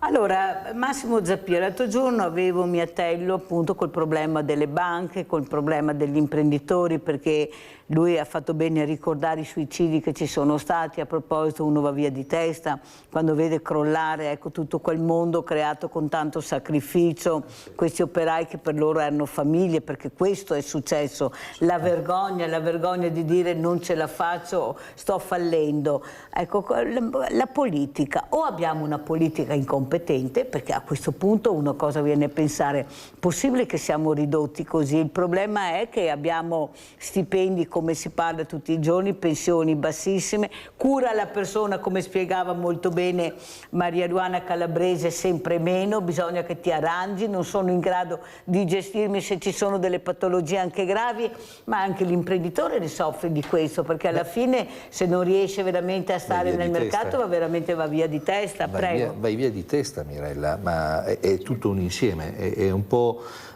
come una ricetta con ingredienti sbagliati. Noi abbiamo spostato il focus, stiamo andando completamente da un'altra parte. L'imprenditore, per come è, per la qualità anche dell'imprenditore, perché puoi essere un buon imprenditore, un imprenditore poco più scaltro, meno scaltro, tutto ciò che vuoi, però quello che ha detto anche la dottoressa prima è fondamentale. Quando mancano le risorse per aiutare una qualsiasi persona, e stiamo parlando di problemi gravi, figurati se abbiamo le risorse per aiutare le persone che magari si stanno avvicinando un po' alla solitudine, perché poi questo è quello che a volte colpisce l'imprenditore.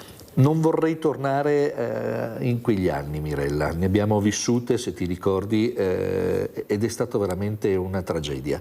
Però sono molto preoccupato anch'io, perché noi siamo un po' quelli del giorno dopo, devono accadere le cose. Venendo in qua, ti parlo con un esempio molto semplice, venendo in qua da Conegliano ho percorso una strada dove ho contato i pali della luce che erano divelti, appoggiati e tenuti solo con un cavo elettrico, ce ne saranno stati una quindicina. Probabilmente aspettiamo che quei pali finiscono sulla strada di notte e poi succede la tragedia per andare a cercare il colpevole.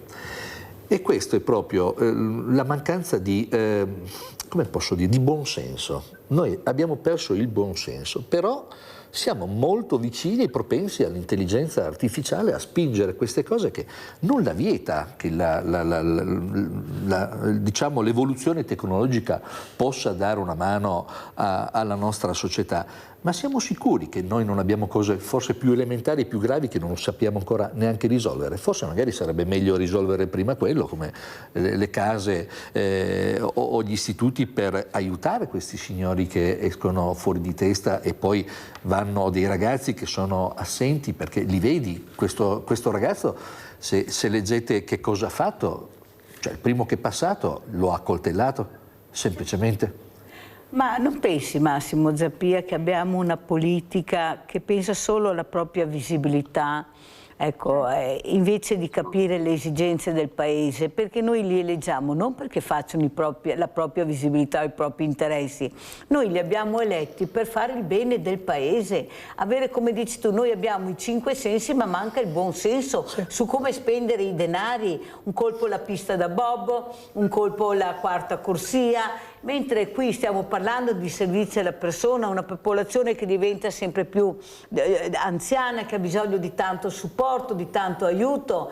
Eppure mi sembra che la direzione sia un'altra, le guerre, lo spostamento su gomma, ecco, le Olimpiadi. Certo. Cioè io mi domando, ma soprattutto sono pagati con i soldi nostri questi, non è che sono pagati con i soldi loro che devono fare quello che vogliono, e quando ci sono tanti soldi da spendere dovrebbero chiederlo a noi se vogliamo veramente che siano spesi per quelle cose. I referendum dovremmo farli quando veramente il popolo deve decidere su una struttura importantissima, se è d'accordo o no, perché il politico passa, ma i danni poi ce li prendiamo noi e li paghiamo noi i danni che rimangono. Pensate che il ponte di Messina deve ancora essere fatto e sono anni che paghiamo, perché è la verità. Prego, Zappia. Ma lo trovi una cosa sensata?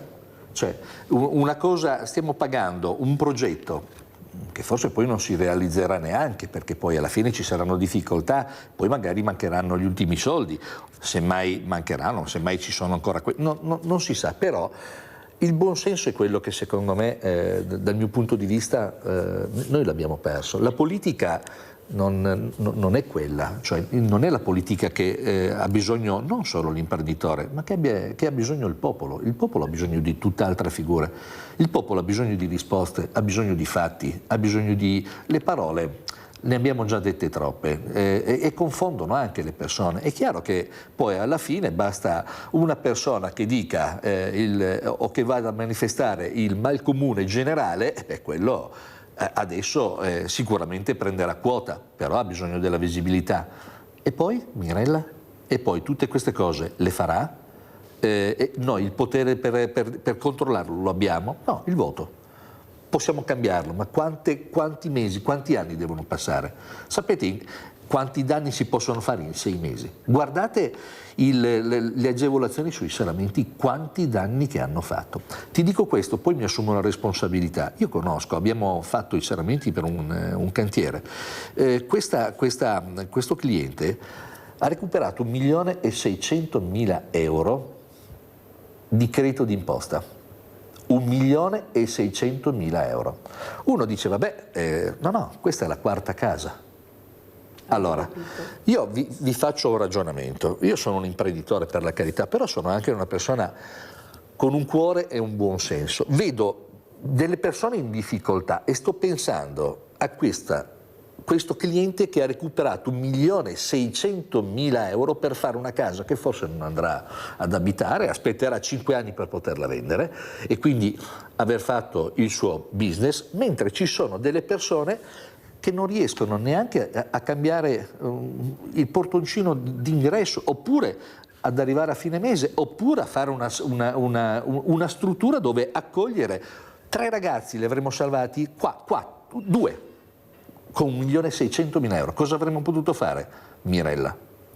Maria Luana Calabrese, non pensi che ci dovrebbero essere più infrastrutture, investimenti nella infrastruttura famiglia in difficoltà, famiglia fragile? Ecco, la salute mentale è un tema che deve preoccuparci, un tema veramente che dobbiamo toccare con mano, perché i casi si stanno moltiplicando. Certo. Non puoi essere così impreparato, devi avere il terrore di uscire di casa perché abbiamo la persona veramente che non è in sé, che gira tranquillamente, che la famiglia non riesce a gestire. Prego, Maria Luana Calabrese. E come dicevo prima, strutture dedicate all'assistenza ne abbiamo anche troppe. Ho detto risolvono il problema una volta individuato un disagio con la collocazione in una struttura, che è diventato il business di chi gestisce queste strutture, con tanto di retta, con tanto di assicurazione. E non può andare bene perché ne vediamo i risultati. Persone entrate a 20-25 anni quando emerge questa malattia, la psicosi più grave, ne esce alla fine in casa di riposo, quindi varie strutture. Questo non è il modo, quindi quando parliamo di strutture stiamo attenti a non identificarle con questo. Aspetta un attimo, Maria Luana Calabrese, che guardiamo anche queste immagini, questo taglio del naso, e tu hai fatto una cosa molto molto importante che adesso spiegheremo. Andiamo a vedere anche le immagini. Prego Calabrese. Sì, posso, volevo appunto eccola dire... qua, eccola qua. Cosa stiamo vedendo, Calabrese? Allora, io è da anni che mi dedico a questa cosa anche per un problema familiare, e quindi sono già dal 78 impegnata. Adesso, alla fine della mia carriera vitale, ormai ho una certa età, ho pensato che potevo anch'io contribuire con qualche soldino a fare qualcosa proprio di pratico, oltre a tutto quello che già per anni facciamo. E quindi ho preso una casa da ristrutturare e nel pian terreno ho fatto una clubhouse, un piccolo centro culturale, socioculturale, insomma per chi ha bisogno di essere sentito, visto, cioè soffre di solitudine, ha qualche problema, e quindi subito l'abbiamo inaugurata già alla fine dell'anno scorso, e questa è appunto l'inaugurazione. Quel giorno c'era anche il dottor Salce, che è il capo del distretto di Asolo, dove lavora la mia associazione, che è l'Associazione Italiana Tutela Salute Mentale del distretto di Asolo, comprende Castelfranco, Montebelluna, ecco. E la prima cosa che faremo è quella di fare 2 gruppi di mutuo aiuto proprio per persone fragili, o comunque io l'ho chiamata ansia sociale, perché è un po' una definizione che raccoglie molti tipi di sofferenze, perché ogni malattia poi si risolve in questo disagio. Ecco, e partono le iscrizioni già in questo mese e fino alla fine del mese, fino al 31 luglio. Per iscriversi ho fatto una locandina dove ho messo appunto una mail, che magari io ricordo, se volete prenderne nota. Certo, dilla. Posso dirlo? Sì. Eventi aitsam@libero.it. Questo per iscriversi. In ogni caso, per avere informazioni ci sono sempre io con la mia mail e col numero di telefono. La mia mail è mluanacalabrese senza punti @gmail.com. Telefono. No, lo dico se vogliono, se vogliono chiamano, perché veramente poi diventa un problema. Chi ha bisogno chiama in Sveglia Veneti, Rete Veneto, e noi diamo il numero di Maria Luana Calabrese. Grazie. Perché bisogna stare molto attenti con i numeri di telefono, perché visto l'andazzo che va.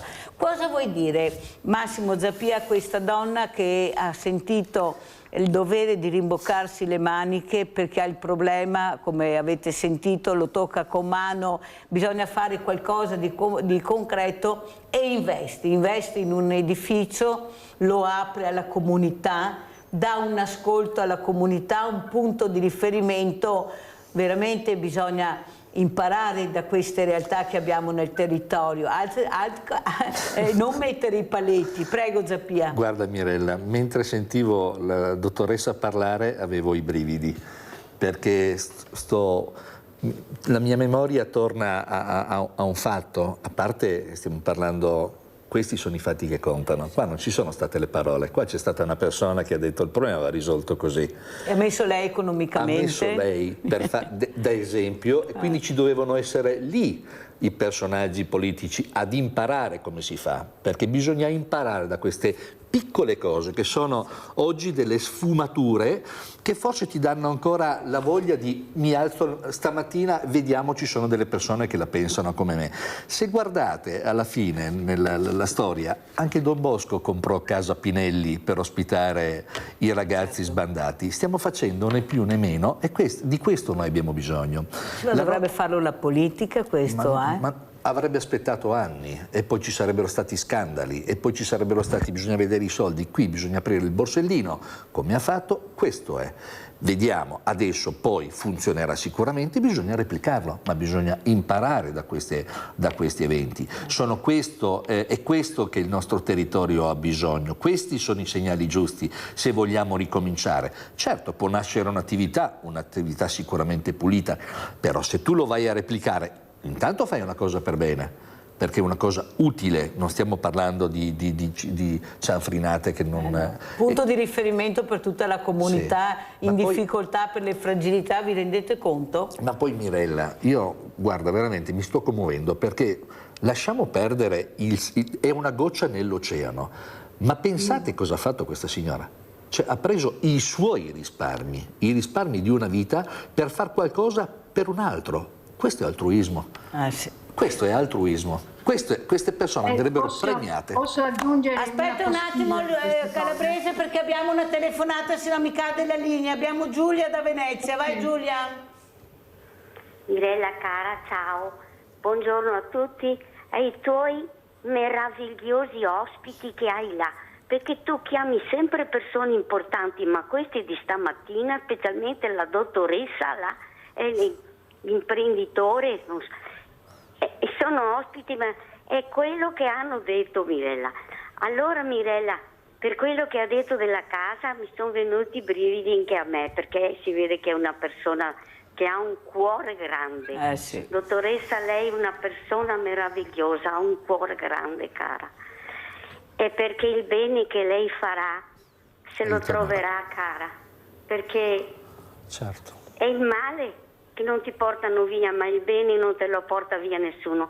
Allora lei ha detto parole sante, anche l'imprenditore. Perché Mirella, è la politica che dovrebbe fare queste cose e non le fanno. Hai sentito quel giorno che avevi il dottor Miatello che con le case che io avevo già detto che mio marito era un muratore qualificato e lasciava giù, con che cifra lasciava giù per la cesca. Allora facevano le case, Mirella. Poi quei soldi là, visto che si faceva del bene, ma perché fare del bene? Ma guarda che quelli che sono andati là, sai, non fanno mica del bene, fanno per loro, non hanno voglia di fare niente per gli altri. E allora io volevo dire alla dottoressa che ha detto che devono essere curati queste persone, non buttate là dentro su piccoli manicomi come si faceva una volta con gli OPG, erano ospedali psichiatrici giudiziari, che mia nipote ha fatto la tesi e mi sono venuti i brividi quando ho visto quelle cose, cosa passavano quelle persone. Erano andate là per essere recuperate, non per essere messi là così. Perché Mirella, non spendevano niente per quelle persone là, si deve spendere per le opere architettoniche, Mirella, che poi dicono ho fatta io. Comunque Mirella, io ti ammiro per gli ospiti meravigliosi che porti nella tua trasmissione. E faccio tanti auguri a tutti i tuoi due ospiti, specialmente alla dottoressa, che viva tanto, cara dottoressa, perché le persone come lei che fanno il bene così devono vivere tanto. Vi faccio tanti auguri e buona salute, cara, a tutti e due, anche l'imprenditore che è là. Ciao Mirella, ti auguro una buona giornata a tutti e grazie per tutto quello che fai, perché sentire questi ospiti meravigliosi e tu fai tanto del bene. Ciao, grazie Mirella, e buongiorno a tutti. Un abbraccio Giulia. Prego Calabrese. Niente, volevo dire che non siamo neanche preparati, o comunque la gente non è neanche preparata a cogliere la parte positiva di ciò che si fa.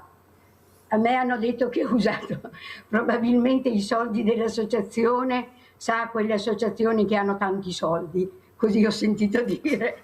Ecco, ovviamente sollevo le spalle, però ecco, fa male sentire queste cose. Ecco, ma il problema, Presidente, è che non viene trasmessa, non c'è comunicazione. Ecco, la comunicazione avviene su fatti che non ci interessano. Per fortuna ci sono le nostre emittenti, i telegiornali, le trasmissioni come la mia che fanno vedere anche l'altra faccia della medaglia. C'è un'altra realtà, specialmente anche qua nel nostro territorio, ma dobbiamo farla vedere noi, se no nessuno fa vedere queste cose, questa casa importante per la comunità. Zappia. Certo, Mirella, hai sottolineato una cosa fondamentale, non porta niente a nessuno. Invece la dottoressa nella sua ombra, nel suo piccolo, ha fatto un gesto enorme, ma enorme. Qui non sono servite le parole, qua è stato un gesto che la gente ricorderà. Però è chiaro, nessuno ha detto niente perché non c'era nulla dove era... Anzi, ha dato fastidio anche a qualcuno, certo, ci mancherebbe. Non hanno neanche capito quando fai dai fastidio, non hanno neanche capito probabilmente che cosa ha fatto, ma prova tu a aprire il tuo portafoglio e a fare qualcosa per gli altri. Quando lo farai, mi dicono sempre che quando percorri con le mie scarpe il mio sentiero e lo percorrerai come ho fatto io, allora tu sarai in grado di giudicarmi, ma solo in quel momento, Mirella. E a me queste cose qua mi spiace. Torno sempre al punto capo, siamo senza il buonsenso, perché allora, questa è una cosa che doveva essere pubblicizzata. Andiamo a vedere questo servizio della Confindustria Imprese, poi sentiamo Massimo Zappia e poi torniamo da Maria Luana Calabrese.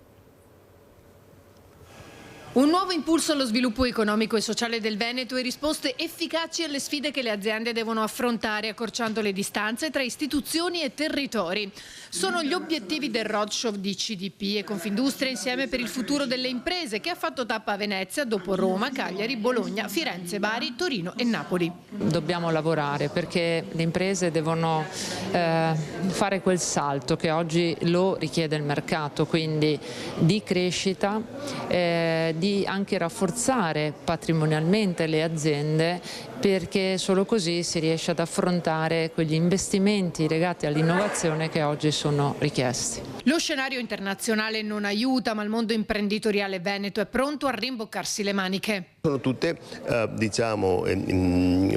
situazioni che preoccupano, che non ci consentono di stare tranquilli, per cui ancora una volta dobbiamo pensare a uno sviluppo delle nostre imprese che sia pronto ad adattarsi a questo tipo di difficoltà. Non parlo solamente della famosa resilienza delle nostre imprese, che è una caratteristica che tutti ci riconoscono, ma anche appunto di prepararsi, anticorpi, prepararsi per poter proseguire la nostra strada. Io credo che l'opportunità che ci dà oggi CDP sia, come dicevo prima di fronte al pubblico, un volano che mette in movimento dei meccanismi virtuosi che sono comunque necessari. Le imprese hanno colto la peculiarità della Cassa come istituzione che sta sul mercato, che quindi dialoga con chi compete sul mercato, e questa è una delle grandi novità che ha caratterizzato la Cassa, la cui origine era più legata al servizio alle pubbliche amministrazioni e alle infrastrutture. La tappa veneziana è stata l'occasione per rafforzare il dialogo e l'interazione con le aziende del territorio veneto, con lo scopo di sostenere le priorità strategiche della regione e del paese, guardando a specifiche aree di intervento definite dall'accordo firmato a Roma dal presidente di Confindustria e dall'amministratore delegato di Cassa Depositi. Cassa Depositi negli ultimi 4 anni ha sostenuto oltre 13.500 imprese venete, con circa 5,6 miliardi di euro e ha sostenuto 250 amministrazioni locali. Cassa si è evoluta, le necessità delle imprese anche sono cambiate visto lo scenario geopolitico internazionale. Oggi spieghiamo quello che Cassa può fare anche per le imprese piccole o medio piccole, perché abbiamo modificato il nostro modo di lavorare e possiamo finanziare in maniera diretta anche queste imprese, e in più possiamo lavorare in maniera sistemica aiutando le imprese venete, che da sempre hanno una forte vocazione all'export, ad essere ancora più presenti sui mercati internazionali.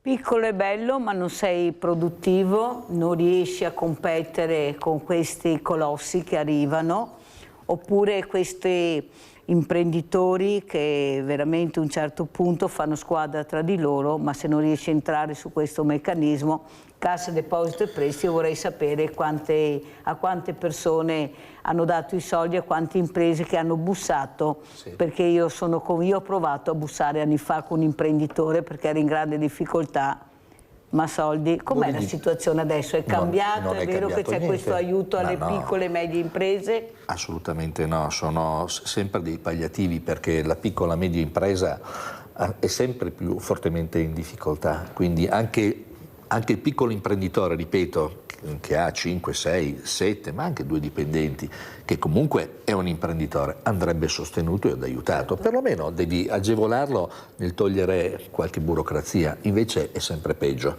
E queste casse depositi che diciamo di tanti volumi sono soldi ovviamente destinati solo a chi soldi già ne ha. Poi lo gestiscono le banche, questa Cassa Depositi e Prestiti, sì. cioè non è che sia un qualcosa, è la banca che ti dà questa opportunità, e te la dà questa opportunità, come ha spiegato questo rappresentante. No, loro dovrebbero essere garanti. Allora, solo se sei garante, allora firmi tu la fiduciazione, perché la banca vuole comunque qualcosa. Perché poi sì, uno fa, devi andare là, sì, non basta, poi bisogna sedersi al tavolo e 1000 domande, anche perché i soldi del piccolo imprenditore non sempre lui le usa per rilanciarsi o crescere, le usa forse per consolidare una parte di crediti o di debiti che non è riuscito a onorare, perché non dimentichiamo che viviamo in un'era fortemente competitiva, dove il nostro competitor non è il nostro vicino di casa, ma sono le aziende estere, e quelle sono forti, ma sono veramente molto forti. Io ti dico che ho degli esempi che mi hanno fatto pensare, perché mentre noi stiamo attraversando la nostra bella crisi, che c'è poco lavoro, le solite cose, perché ci sono aziende che stanno lavorando al 50%, ma nessuno lo dice. Le materie prime che costano non ci sono. Vanno alle stelle, non riesci a portartele a casa, il vetro che continua a aumentare, il costo dell'energia, perché per poter produrre devi comunque utilizzare l'energia, ma sempre alle stelle. Poi siamo bravi a dire rilanciamo, ma quello non è un rilancio, quello è un consolidamento, quello ti serve per consolidare e per stare in piedi, e quindi il piccolo imprenditore queste possibilità non ce le ha. Allora camuffiamo tutto sul fatto della crescita, ci lanciamo, poi andiamo, poi facciamo. Ma io non vedo tutto questo gran bel successo che loro dicono. A me piacerebbe essere un pochettino più con i piedi a terra. Come vedi, e mi collego al problema della dottoressa, è proprio la dottoressa che ha messo in mano il suo portafoglio per fare qualcosa, mentre una parte dei soldi forse potrebbero essere destinati per aiutare la dottoressa a fare un qualcosa di utile, mentre il più delle volte ci sono delle aziende che vengono finanziate per delocalizzare, e io lì metterei il divieto assoluto, perché io ti do €1 se tu rimani qua, ma me lo devi dimostrare. È capire che forse hanno deciso che era il momento di fare squadra tra imprese, ma è un momento difficile, cioè ci volevano tutti questi anni quando veramente i buoi sono scappati, che la porta era stata aperta, e adesso si rendono conto invece anche associazioni di categoria l'importanza della squadra, di unire le forze, ma ce la possiamo fare secondo te, Massimo? È un po' difficile, non ti nascondo che penso che siamo anche un po' in ritardo, quindi quello che puoi fare adesso è mettere la classica pezza e vedi se la barca riesce a galleggiare, però sei sempre lì col secchiello che tiri fuori l'acqua che entra, perché non è una soluzione definitiva, è una soluzione palliativa. E qui per aiutare le imprese bisognerebbe avere una spallata di quelle giganti, ma proprio giganti, soldi freschi, accesso al credito anche alle microimprese, magari anche quel poco che ti dà anche fiducia per poter fare rotazione e permettere loro di sopravvivere, perché tu puoi avere le più belle idee, puoi essere anche un fautore e un artista. Il problema è che se oggi non hai la liquidità sufficiente tu non esci di casa. Perché il mondo viaggia così, è tutto veloce, è tutto dietro soldi. Quindi la banca, che non ha cambiato atteggiamento, la banca ti dà soldi se hai i soldi. Cioè se tu hai dei soldi a mettere a garanzia, allora forse ti dà dei soldi. E allora mi torna sempre in mente quel buon Benigni che disse: se ho bisogno di carote vado a comprare carote, mi dicono ma tu hai le carote? Perché io te le do solo se le hai, ma se vengo da te a comprare carote, allora perché ne devo aver bisogno? Allora, Presidente, come commenta le parole che ha detto? Bene o male anche lei ha cercato di fare impresa per il bene della comunità, con la comunità, prego. Sì, lo capisco e capisco che è un grossissimo problema. È vero che c'è sempre stato, le banche hanno dato i soldi a chi li aveva o comunque offriva delle garanzie da poter pagare, quindi aveva del suo. E forse anche questo è un compito della società, della collettività, gestito dalla politica. E se abbiamo politici che non fanno quello che noi vorremmo, dovremmo farci qualche domanda, dobbiamo vedere di risolvere quel problema, perché effettivamente vanno aiutate le imprese, se vogliono aiutare anche le persone che ci lavorano, oltre agli imprenditori. Va aiutata l'edilizia, è stata una bella cosa il bonus eccetera, però andava gestito meglio, perché l'edilizia poi porta anche molti vantaggi alle altre attività e soprattutto le case, chiamiamole popolari, collettive, quello che volete, vanno di nuovo potenziate, perché c'è molta gente che non si può permettere un affitto neanche adeguato o madornale come quello che viene offerto adesso, e quindi ha bisogno dell'aiuto della collettività. Quindi le case popolari eccetera vanno fatte, incrementate, ma subito, non piani decennali. No. Andiamo a vedere questo 100 giorno di salute mentale, andiamo a Belluno, poi salutiamo la Presidente Calabrese.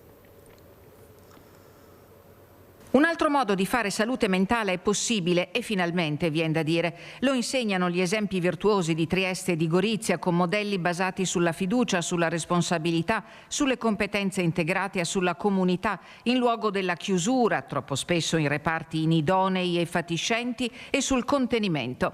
A Feltre dallo scorso maggio la nuova direzione della psichiatria ha messo a punto la strategia che punta a creare un modello accogliente e accessibile per pazienti in carico. Stiamo lavorando qui nel Feltrino perché abbiamo trovato, anche grazie alla dottoressa Spano, terreno fertile per portare queste innovazioni, non solo dal punto di vista strutturale, perché c'è molto da fare, ma soprattutto dal punto di vista organizzativo e progettuale. Il modello organizzativo modulare ruota attorno al nuovo centro diurno al padiglione Guarnieri, in un'area limitrofa al centro di salute mentale, che si qualifica come struttura ponte fra l'attività clinica e terapeutica e la rete sociale e territoriale. All'interno del centro diurno ci sono delle attività svolte a moduli, quindi un utente può recarsi non necessariamente per l'intero arco della giornata, ma dedicandosi dei tempi compatibilmente anche con la sua attività di studio, di lavoro. All'interno dei moduli è stata potenziata la riabilitazione sociale di gruppo attraverso l'utilizzo di un software di intelligenza artificiale e dal prossimo aprile spazio e accoglienza alle mamme con depressione postpartum e ai giovani con gravi disturbi della personalità. Nel distretto di Feltre i pazienti sono quasi 2200 e pur in costanza di problemi di risorse il modello organizzativo riesce a dare una continuità alla presa in carico anche con visite domiciliari svolte da equip di crisi mobile. Fondamentale la vicinanza del servizio alle famiglie. Per noi è molto importante la famiglia. La famiglia è un elemento che ci permette di entrare in contatto soprattutto con quei pazienti che ancora non sono arrivati al servizio. Da aprile partirà un'attività all'interno del Centro di Salute Mentale di Feltre dedicata proprio ai familiari dei pazienti in carico e non in carico al servizio. Il secondo sabato del mese, dalle 9 alle 11, chiunque potrà recarsi allo spazio di ascolto per porre qualsiasi tipo di domanda. Percorsi nuovi che permettono alla psichiatria di Feltre di dare una risposta al bisogno migliore e più complessa. Il desiderio è di estendere in tutta la provincia, perché abbiamo evidenza soprattutto in alcune aree, insomma, delle difficoltà anche di tipo organizzativo, ma ci preme davvero tanto andare verso questo obiettivo, che è quello della presa in carico a 360 gradi della nostra persona, del nostro paziente. Presidente Calabrese, come commentiamo questo servizio, cosa vuole dire? Speriamo che facciano qualcosa di buono, tuttavia ho una carissima amica del Feltrino che non aspetta altro che parlare insieme proprio per le difficoltà che ci sono, fortissime mi ha detto. Adesso non dico altro, però le buone intenzioni ci sono, non vorrei che fossero sempre buone intenzioni, perché ho una vita lunga passata di delusioni o comunque di visione di inefficienza. E purtroppo hanno ammesso anche loro che le risorse sono limitate e che ci sono problemi anche strutturali. Ecco. Ma secondo lei, Presidente, è un problema culturale? È un problema economico o è un problema strutturale o tutti e tre assieme? Sono tutti e tre assieme, però se si vogliono risolvere devono mettere mano al portafogli, come diceva l'imprenditore, e cioè devono essere soldi dedicati alla salute mentale, che è diventata un flagello attuale. E non voglio esagerare, non sto esagerando, è un disastro. Presidente, come ci saluta? Ormai il tempo è terminato. Cosa vuole dire? Quale messaggio vuole lanciare alla politica che in questo momento è tutta in campagna elettorale, perché nel prossimo anno ci sono le elezioni, perciò bisogna prendere voti, però mi sembra che oltre alle guerre e prendere i voti ci siamo anche noi in mezzo, che avremo bisogno di risposte e di esempi positivi come il suo. Prego. Calabrese, come ci saluta? Cosa vuole dire? Niente, non avevo colto la domanda. Sì, non bisogna pensare e provvedere soltanto alla cosiddetta difesa, che poi alla fine, se provoco, è ovvio che poi alla fine diventa una difesa, ma ecco, cioè io sono contro questo aumento di spese militari, ecco, questo è il primo passo. E poi una maggiore attenzione a tutto il Servizio Sanitario Nazionale, perché non siamo fatti solo di problemi mentali. Ecco, e quindi niente, faccio una preghiera ai politici perché si impegnino in questo senso, del sanitario e del sociale, perché siamo fatti appunto di socialità. Dobbiamo vivere in case confortevoli e avere da mangiare perlomeno. Mi sembra che invece ci sia veramente una predisposizione per tutta la politica, specialmente i governi che si susseguono. Ne abbiamo fatti 70, siamo al 70° governo, adesso si fanno le case per i ricchi, si fanno gli studentati per i studenti che hanno la possibilità di pagare bei soldini. Ecco, ci fanno delle strutture che non riesce a capire cosa ci andrà dentro, mega strutture colate di cemento pazzesche, cosa ci andrà là dentro e noi non sappiamo mai niente, però ricordatevi che sono anche i soldi vostri, i soldi nostri che vanno impiegati su quello che non ci dicono.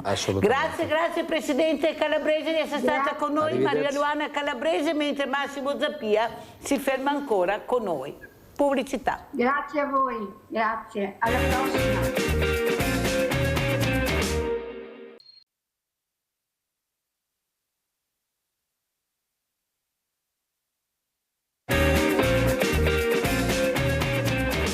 presento un altro graditissimo ospite che è Giancarlo Rossi, presidente Associazione Treviso Baseball. È un pezzo che non ci vediamo. Giancarlo, com'è la situazione? I giovani, io so quanto a cuore stanno a Giancarlo i giovani, lui andava nei parchi a cercare di recuperare quelli che avevano perso anche la cosiddetta via del giudizio, con questo sport importante, ma quante difficoltà. Com'è la situazione, Giancarlo? Questo campo è uscito finalmente da questa nebbia infernale?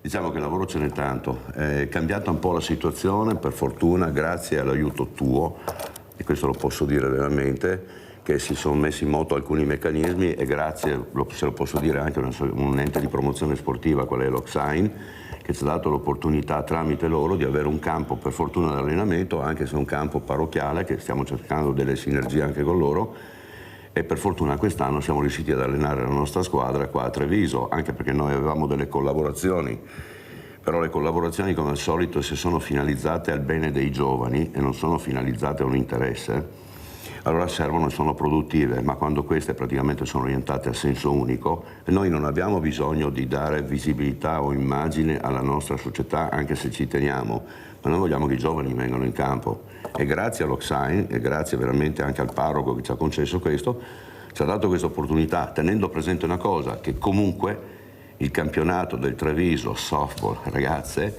che milita in Serie B, gioca sul campo dell'Azzano, quindi grazie all'azzanese che ha creduto in una collaborazione, che abbiamo delle giovani nostre, 3 nostre quest'anno. Guardiamo anche le immagini intanto che Giancarlo Rossi parla di questo sport molto importante. Prego, prego Giancarlo. Sì, niente, che praticamente con l'Azzanese, che milita in A2, abbiamo 3 ragazze delle nostre, una che gioca come titolare, che va bene, Beatrice, che tu hai conosciuto, poi abbiamo la Chiara Libralato, abbiamo l'Antonello Ambramari, e c'è tutto un gruppo di ragazze poi di Azzano giovani che ovviamente stanno crescendo, e facendo un rapporto di collaborazione, quello che abbiamo fatto, gli abbiamo dato la possibilità anche a loro di fare tutto un campionato di Serie B, ma questo in una prospettiva di crescita delle ragazze.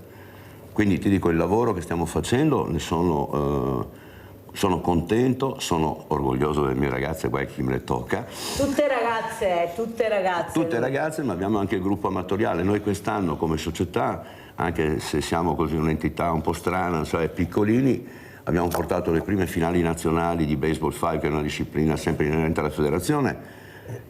Unitariamente alle finali nazionali che abbiamo fatto il 7 e l'8 marzo, abbiamo fatto anche il torneo internazionale, che poi nel 2027 ripeteremo. Quindi è tutto un lavoro che abbiamo fatto con le scuole, siamo andati alla School Cup di Aosta e stiamo lavorando adesso i progetti che ci sono futuri, siccome non abbiamo un campo da gioco, nel senso che non possiamo giocare, perché ovviamente bisogna omologarlo quel campo. A settembre avremo un'internazionale di baseball che faremo sul campo del Porcia. Mi sto spostando in zona friulana, diciamo, sono molto più disponibili, non è vero anche gli altri comunque. E quindi ci sarà questa opportunità, avremo un altro incontro, faremo degli incontri ancora con il softball, quindi la stagione non è finita e ripartiremo per fine anno con il campionato indoor di Baseball 5 e ricontinueremo di nuovo con il nostro softball. Io sono arrivato ormai a 71 anni, però sai come la penso, crederci sempre, mollare mai, e poi finché vedo giovani, e quello che mi piace, che riuscendo a trasferire a loro, cioè quello che io ho provato nel gioco, il divertimento, non la pressione agonistica, non il risultato a tutti i costi, vedo che le ragazze mi stanno seguendo e si divertono. Ieri abbiamo vinto una partita, una l'abbiamo persa, una l'abbiamo vinta tranquillamente con un punteggio abbastanza alto. Ti dico, ma senza abbiamo battuto la prima in classifica, abbiamo vinto il doppio incontro con la prima in classifica e siamo, diciamo, appena nati, perché purtroppo siamo costretti noi ogni anno a ripartire. Cosa siamo? Un'araba fenice, una roba del genere. Sente Giancarlo Rossi, come mai le persone che hanno voglia di fare, che mettono nel piatto, come abbiamo sentito prima la Presidente Calabrese, cercano di dare delle risposte a questa società, veramente specialmente i giovani che sono veramente le persone addetti ai lavoro molto preoccupati, questa droga che gira in maniera incredibile.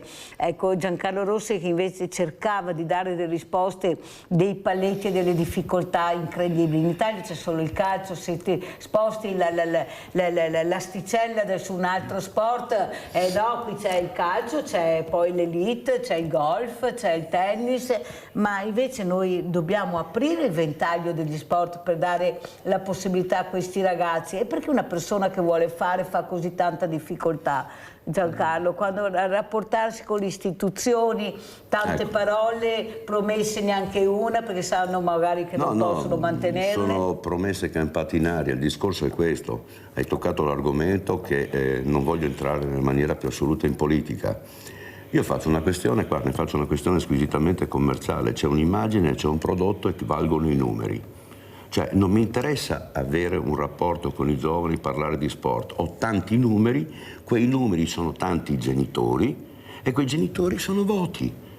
Questo è il problema. Se noi dobbiamo invece fare un piano completamente diverso, io dico sempre, ci sono le parrocchie ormai in parrocchia non ci va più nessuno quasi, e non possono essere utilizzati quei campi. Tu sai che noi avevamo fatto anche richieste, io ringrazio di nuovo Porcellengo, però quando io mi presento ad una parrocchia mi dicono sì, però ci sono dei costi. Sì, tutti sosteniamo costi.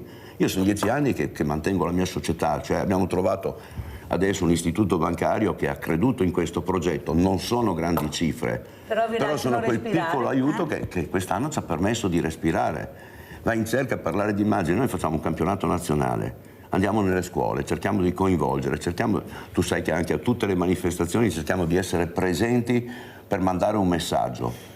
Ma ci dobbiamo rendere conto che se parliamo di Maranza, ragazzi allo sbando, fino a prova contraria, il problema è uno solo. Come riusciamo a coinvolgere questi ragazzi se non gli diamo la possibilità di?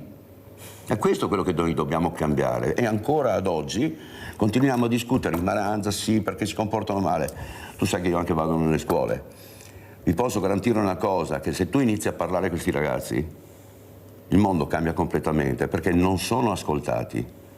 Faccio un appello ai genitori, ascoltate i vostri figli, parlate con i vostri figli. Quando vanno a fare allenamenti i vostri figli, indipendentemente dalla disciplina sportiva, ogni tanto andate a vedere qualche allenamento e non andare sugli spalti a gridare contro gli avversari. Dite che siete orgogliosi dei vostri figli, di quello che fanno, e forse allora iniziamo a cambiare. Educazione, rispetto, sono tutte cose che noi dobbiamo rimettere. E non fare competizione con tuo figlio e tuo figlio. Massimo Zappia, cosa vuoi dire a quello che hai sentito di Giancarlo Rossi, questo presidente che sta cercando, grazie a questo sport, di dare la possibilità anche di un cambiamento femminile? Sono sempre più meravigliato perché sto pensando alle parole di questo signore che dice sì, vado un posto per far stare i ragazzi, ma ha un costo. Ma perché tenerlo vuoto? In disuso non è un costo, cioè dallo, almeno te lo tengono in attività, lo conserveranno e già un costo non c'è. Però ha ragione, tutto dietro si trasforma dietro a che cosa posso avere se io ti do devo fare business. Io ti do qualcosa, che cosa mi torna indietro? Ma anche solo la gratitudine di aver fatto qualcosa di buono e di bello per la comunità dove ci sta dentro anche tuo figlio o i tuoi figli, ma non è la cosa più naturale di questo mondo. E allora dico sempre che abbiamo sprecato tanto di quel denaro per delle cose inutili che non hanno funzionato, quando ne bastava molto meno per fare una cosa bella e che oggi forse avrebbe dato un bel messaggio, perché sono d'accordo con lui, i ragazzi vanno aiutati, vanno inseriti, vanno accompagnati e vanno ascoltati. Ma perché l'imprenditore, quello che ha la possibilità veramente di aiutare, cerca sempre di avere la propria visibilità? Io faccio lo sponsor, però se questo mi ritorna e vado a livelli molto alti. Invece non è che si dovrebbe veramente, perché i grandi campioni sono partiti tutti dai campetti, non è che sono partiti dal grande campo i grandi campioni. Là bisogna investire, o sbaglio, Zappia? Assolutamente sì, però resta il fatto che queste sensazioni, queste emotività le devi avere dentro. Mi spiace dire così, perché io ho conosciuto anche imprenditori veramente fenomenali, il buon Ferrero della Nutella, che è il Paperon dei Paperoni, Voi non sapete, ma lui ha sempre aiutato i bambini poveri e faceva partire, io lo so perché sono nato nel suo paese e i miei genitori lo conoscono molto bene, una persona molto semplice che la trovi nel Duomo di Alba la domenica con la sua famiglia. Però per dirti la persona, lui lo ha sempre fatto per il senso di altruismo e questo senso o ce l'hai o non ce l'hai. Perché se non ce l'hai lo fai solo a scopo imprenditoriale. Devo investire e deve tornare qualcosa che posso mettere nel bilancio. Devo avere l'influencer di turno per avere la visibilità. Hai capito. E questo i giovani lo sentono, però certo. Giancarlo Rossi, e questo fa molto male, perché poi escono gli esempi negativi, no? Ci sono esempi negativi che sono legati al fatto, come dicevo prima, della visibilità. Oggi il tennis è in auge perché c'è un Sinner che praticamente sta dominando, ma Sinner fa numeri e quei numeri portano visibilità. Allora lo sponsor è invogliato, però voglio dire una cosa.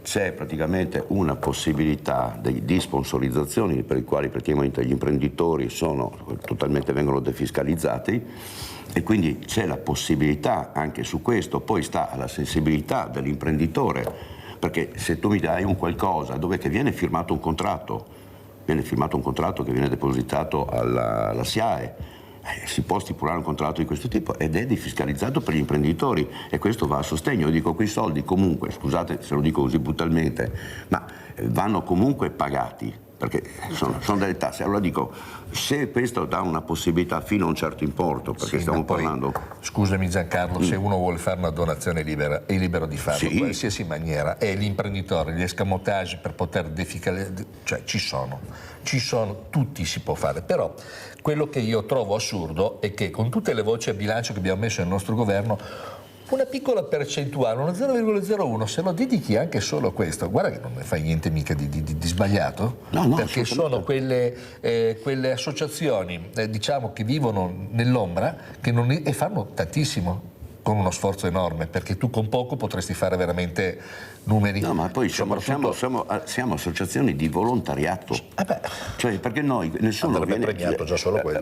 Noi, quando qualcuno mi viene a dire qualcosa, io in questo mondo ci sono dentro da una vita, perché insomma oramai sono 60 anni che sono dentro il mondo del baseball, 10 anni che ho una società, quindi lavoravo ancora all'epoca, adesso sono un pensionato che però si sta dedicando. Però troviamo persone, se noi al nostro interno, è quello che ho sempre fatto, ho detto è inutile avere una seggiola, essere accentratori, non serve a niente. Io cerco sempre di creare al mio interno uno staff che sia fatto anche di genitori, ma i genitori che gli viene la passione ti restano perché si sentono coinvolti nella società e bisogna dare spazio a queste persone. Cosa dicono queste ragazze che tu alleni, questi giovani, anche perché tu veramente sei una persona che è nel pezzo da tanti anni, cos'è che dicono queste ragazze, questa figura femminile che sta cercando di lasciare un segno anche nello sport?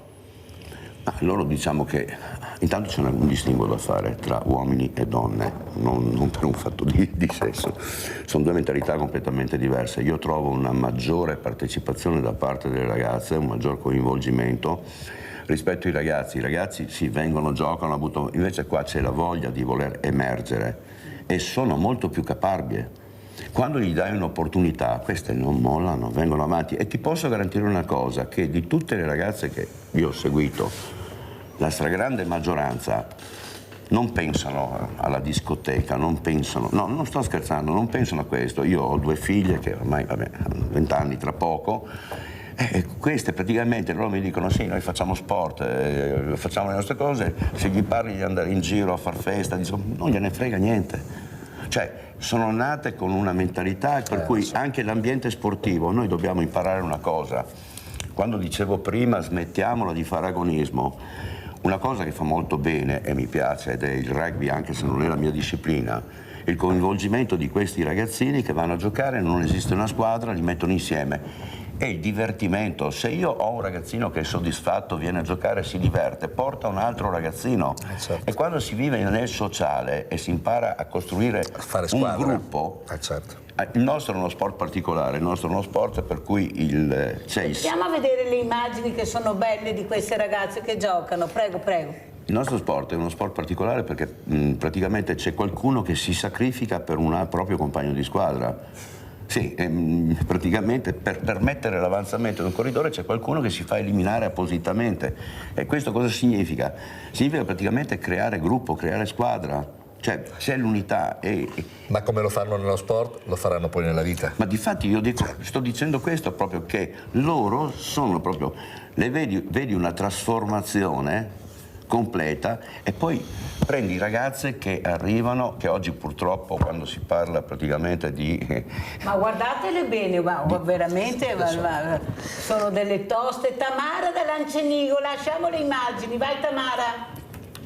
Ciao Mirella. Ciao. Volevo fargli gli auguri alla ragazza, una mia carissima amica di compleanno, che ha avuto un incidente l'anno scorso, che è paralizzata a letto praticamente, e come regalo di compleanno voglio dedicare questa poesia.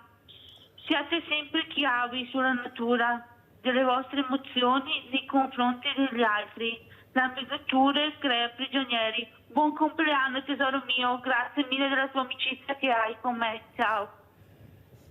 Grazie Tamara, salutiamo anche noi questa ragazza con questa poesia, questa sensibilità di Tamara per questa ragazza. Con quello che vediamo però è questa donna, ormai sono ragazze ventenni, che hanno deciso di intraprendere questa disciplina. Da dove si parte per prendere queste decisioni? La famiglia in questi casi è contenta, oppure vorrebbero che la ragazza facesse altro sport? Questo qua è uno sport per cui i genitori per fortuna sono poco tecnici, lo diventano dopo che i figli iniziano a giocare, cioè quindi che dovrebbero starne un attimo fuori. Questo è uno sport che ti prende, nel senso che c'è un coinvolgimento, perché è uno sport di tecnica individuale, perché bisogna essere capaci e bravi di tirare una palla, battere una pallina, ma il passaggio deve essere fatto perfettamente, quindi l'azione si svolge praticamente con una specie, diciamo, di osmosi, dobbiamo riuscire. Allora, io ho preso ragazze e purtroppo ultimamente me ne rendo conto che tutte le ragazze, ma i ragazzi che arrivano a livello di postura, equilibrio, cioè il saper correre, vedere la falcata classica, no, non li trovi più. E vedi una trasformazione. Noi abbiamo una ragazza che è una certa Sofia, che non è mia figlia, ha iniziato un anno fa. Ieri per la prima volta ha fatto la sua battuta bella, ha fatto un doppio, che fa parte del nostro sport, ok? Contentissima, ma che è cambiata completamente a livello anche mentale, una ragazza che non parlava, cioè parlava pochissimo, sottovoce, la paura di parlare, di stare nel gruppo. Adesso parla tranquillamente, ride, scherza, cioè sono più disponibili, sono più aperte, hanno uno stato mentale completamente diverso e soprattutto imparano una cosa, che imparano dagli errori a migliorare, e questo qua glielo insegno giorno per giorno in campo. E sono cose che uno deve imparare, si sbaglia dagli errori e solo la paura ti porta ad aver coraggio. Se mi permetti Giancarlo, sono parole veramente molto forti, importanti quelle che stai dicendo, perché i canali per arrivare poi a far vita e quindi avere una famiglia, invecchiare, avere successo nella carriera, eccetera, sono 1000 i canali per poter accedere. Uno di questi è questo, cioè metterli insieme, a prescindere dallo sport che uno va a fare, ma insegnare loro il sacrificio, stare insieme, fare squadra, lasciare da parte ogni tanto il telefonino per parlarsi, perché tante cose non le impari lì, cioè lo spirito di dire rinuncio io per far spazio a te e pensare al tuo prossimo. Non è poca roba, non è poca roba, e non la impari sui libri, non la impari sui telefonini o con l'intelligenza artificiale, la impari stando insieme. E queste cose qui le abbiamo un po' dimenticate, anche a livello dell'imprenditoria è la stessa identica cosa, perché poi come sei nello sport, come sei nella vita, di riflesso sarai anche quando farai un lavoro, un qualsiasi lavoro. Qualsiasi esso sia, serio. Ma non è anche un ruolo dell'imprenditore che può aiutare la comunità? E io ritorno sempre a quell'imprenditore che ho avuto poco tempo fa, ospite, diversamente giovane, che ha raccontato la sua storia, ha voluto metterci la faccia, ed è una storia molto toccante. E quando Mirella gli ha chiesto la diversità tra gli imprenditori di una volta e gli imprenditori del 2026, lui mi ha risposto semplicemente: non sono imprenditori, sono finanzieri questi. E allora capisci bene che il discorso è questo: una volta si facevano le case per gli operai vicino alla fabbrica, Adesso si comprano gli yacht, si comprano i quadri d'autore, si investe su quello anche superfluo che non serve, 10 case, 15 case, invece di investire su quella che è la realtà del tuo territorio. Non tutti, perché ce ne sono di bravi, non possiamo sparare nel mucchio, però detto da questo imprenditore con una storia alle spalle proprio di imprenditoria, fa molto riflettere. Cosa è diventato l'imprenditore nel 2026, Massimo? Secondo me l'imprenditore del 2026 ha spostato un po' la vera missione. Una volta l'imprenditore faceva bene il suo lavoro, poi aiutava, cercava comunque di lasciare qualcosa, di trasmettere, anche solo se non aveva figli, ai dipendenti. Il sogno di ogni imprenditore, e lo dice in una poesia il buon Einaudi, dove dice che è la mania non della ricchezza, della grandezza, ma è la voglia di fare, del saper fare. Ed è una frase che io ho incorniciato e ce l'ho nel mio ufficio, perché me la leggo ogni mattina. E io, come molti altri, sicuramente siamo così, cioè tu vorresti, al di là della ricchezza, quindi se la ricchezza, magari se poi il nostro governo ci lasciasse qualcosetta di più, forse magari riesci a fare anche queste cose, perché io sarei propenso più per far questo che non per altro. Però abbiamo visto anche questo lavoro nero, i caporali, certo che ci sono i caporali, certo che c'è il lavoro nero, ma chi è che prende questi ragazzi? Certo. Chi è che va dai caporali? Perché dobbiamo anche capire da chi viene fatta la richiesta e come viene gestito il tutto. Tu come imprenditore cosa vuoi dire? Non dovrebbe esserci il lavoro nero, però devi avere l'accesso e la possibilità, la facilità di aiutare, di assumere delle persone che magari non sanno neanche fare nulla. È come uno sport, oggi provi il rugby, domani provi il calcio, poi magari trovi la tua disciplina, però il senso è sempre il massimo impegno. Allora, se tu puoi assumere una persona con delle agevolazioni, perché tu sai meglio di me che i primi anni non lavora, cioè deve imparare, ed è giusto così, perché una volta si investiva, una volta c'era l'apprendistato, tu andavi, eri tutto occhi, molte orecchie e poca bocca, non lavoravi, guardavi, ed era bellissimo, perché imparavi, magari non gli piaceva, ogni tanto c'era, io delle scene ho visto, Mirella, il genitore che veniva e fa: come va mio figlio? Bellissimo, cioè, guarda, è un po' come andare a scuola, no? Sì, lo vedo, si sta impegnando, stiamo investendo. Oggi non è più così. Ma oggi un imprenditore mi ha risposto a questa domanda, si può fare, mi ha detto lui, basta fare formazione. Sai qual è il problema, Mirella? Che la formazione costa, perché devi assumere. Questa è la verità. Io se devo fare formazione devo assumere. Giancarlo? No, guarda, io ti dico una cosa, allora... Io ho iniziato a lavorare, perché sai che provengo da un paese straniero, comunque sono italiano, questa è la differenza, e non sono neanche razzista per questo. Io ho iniziato a lavorare su una fabbrica, eravamo in 1800 dipendenti, ho fatto l'apprendistato, ho lavorato sulle macchine utensili, ho lavorato a fresa, il tornio, cioè mi sono seguito tutta la parte dell'officina, mi hanno fatto anche pitturare, cioè spruzzare, tutto il resto, ho lavorato sulla parte chimica. Ne sono uscito fuori, dopo ho cambiato lavoro e sono uscito fuori come responsabile della qualità. Mi sono entrato dentro a 15 anni. Dopodiché da questo mi ha dato la possibilità poi di salire. Sono arrivato a lavorare anche per aziende importanti dopo, ma c'è stata tutta una costruzione dietro. Io ho avuto un'attività anche per cui facevo impianti e tutta la parte idraulica ed elettrica me la strutturavo da solo, ma grazie a quello che mi hanno insegnato. E là veramente c'era la voglia di costruire, cioè loro prendevano, diceva giustamente, si prendono dei ragazzi che vengono dentro, è un investimento da parte dell'azienda, perché lei investe in questo e sicuramente non ha nessun interesse che questo giovane si perda, perché sta investendo del denaro, ovvio, perché poi alla fine diventa una persona fondamentale. Ovvio. E quindi è inutile che andiamo a cercare di prendere per mettere là e cosa. Ma poi c'è un aggravante a quello che mi ha chiesto la Mirella, che quelli del 2026, gli imprenditori, i nuovi imprenditori, che sono poi la nuova generazione di figli, che non sempre percorrono la strada del padre, e perché poi il padre dice: ma se io con la quinta elementare sono arrivato qui, chissà mio figlio con la laurea dove va?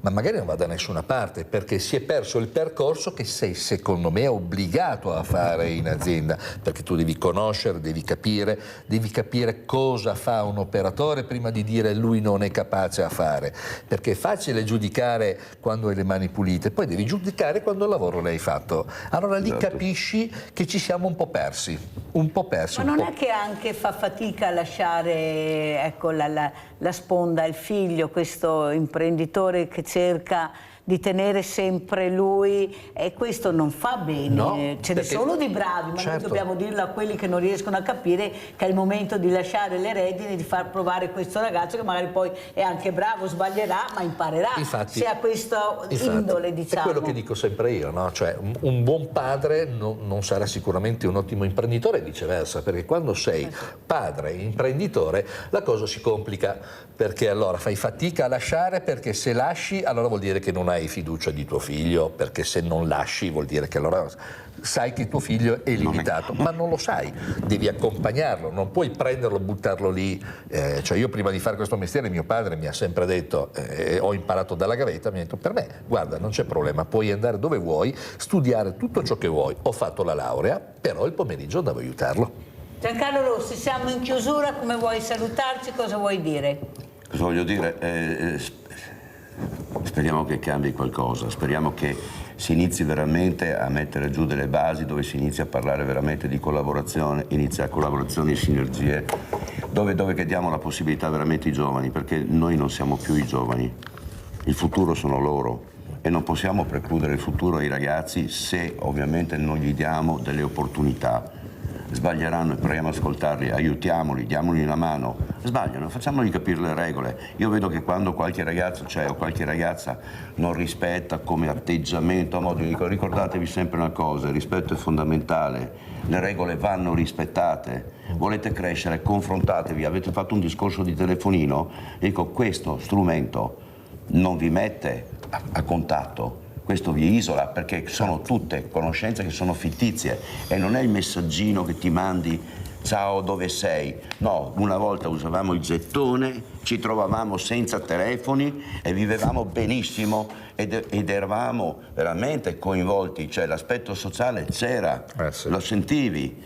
Qua invece con questo sistema, sarò drastico, io fino a una certa età questi strumenti non li farei usare, punto. Io ringrazio veramente Giancarlo Rossi, Presidente Associazione Treviso Baseball, di essere stato con noi.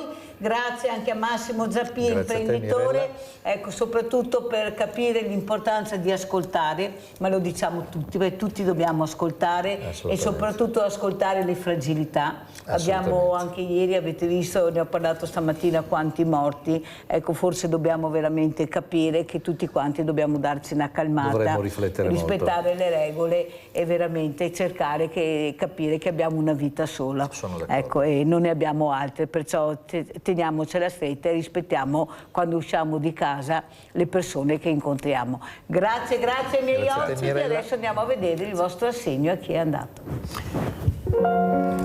Ciao grande famiglia, un'altra settimana, un altro assegno. A chi lo portiamo oggi? A un anziano. Andiamo.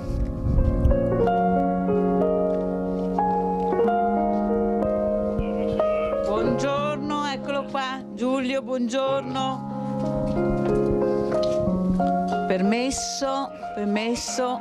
Allora, siamo entrati in casa di Giulio, dovevamo vedere la situazione di Giulio, che è venuto in trasmissione lunedì, sta cercando di riuscire a lavorare in qualche maniera con queste mappe bellissime che lui realizza, però non ha la possibilità, perché raccontiamo un po' la tua storia per chi non la conosce, Giulio.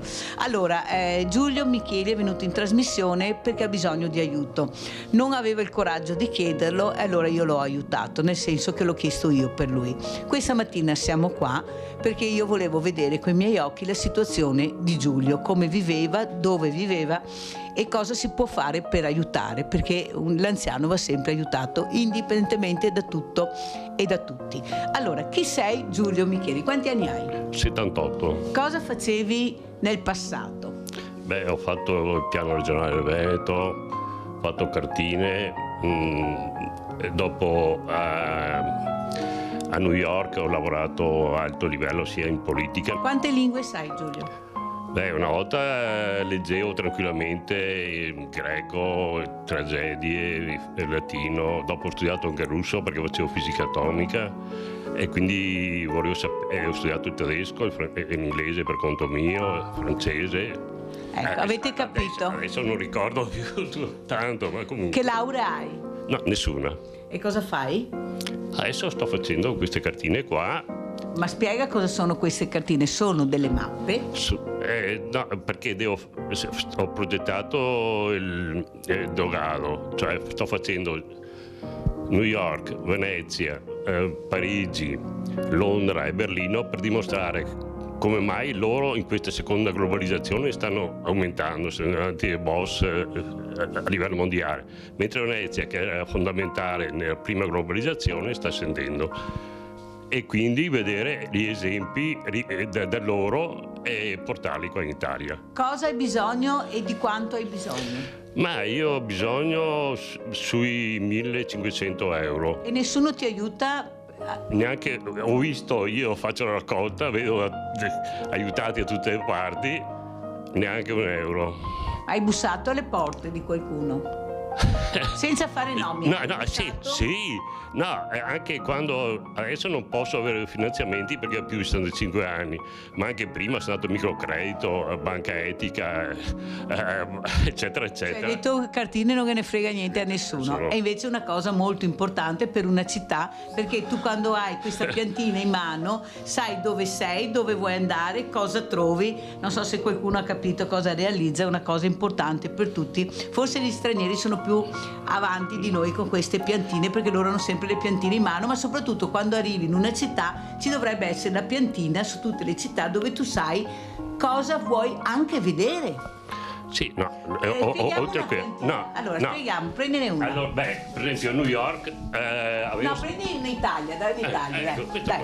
Okay. Cioè, il problema è che le altre cartine, se vale 100, le altre cartine rappresentano il 70%, mentre invece le mie vanno a 150, cioè è un plus valore. Per esempio domani vado a Jesolo, sono andato giù e subito tutti mi hanno chiesto di fare Jesolo, perché con le mie si vedono tutte quante i servizi che ci sono. Elencali, fai vedere col dito ad esempio cosa c'è qua, dai. Beh, qui è rappresentata la bellezza e la potenza. A differenza di qua, che sono forti, qui sono leggeri e tutte quante callette per dimostrare il romanticismo. Ho messo l'arsenale dove una galea di 30.000 pezzi la assemblavano in un giorno, insomma. E dove dopo qua era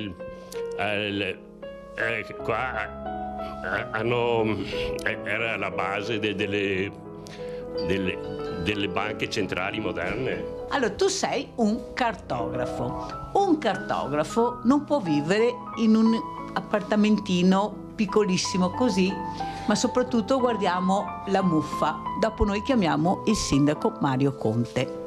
Adesso guardiamo l'appartamento, se ci fai da guida, anche se c'è poco da guidare. Questa qua invece è la eccola. Permesso. Guardi. Queste sono case comunali? Sì. Quanto paghi di affitto? Dunque, prima era 100, invece di darmi l'appartamento mi hanno aumentato l'affitto a 150.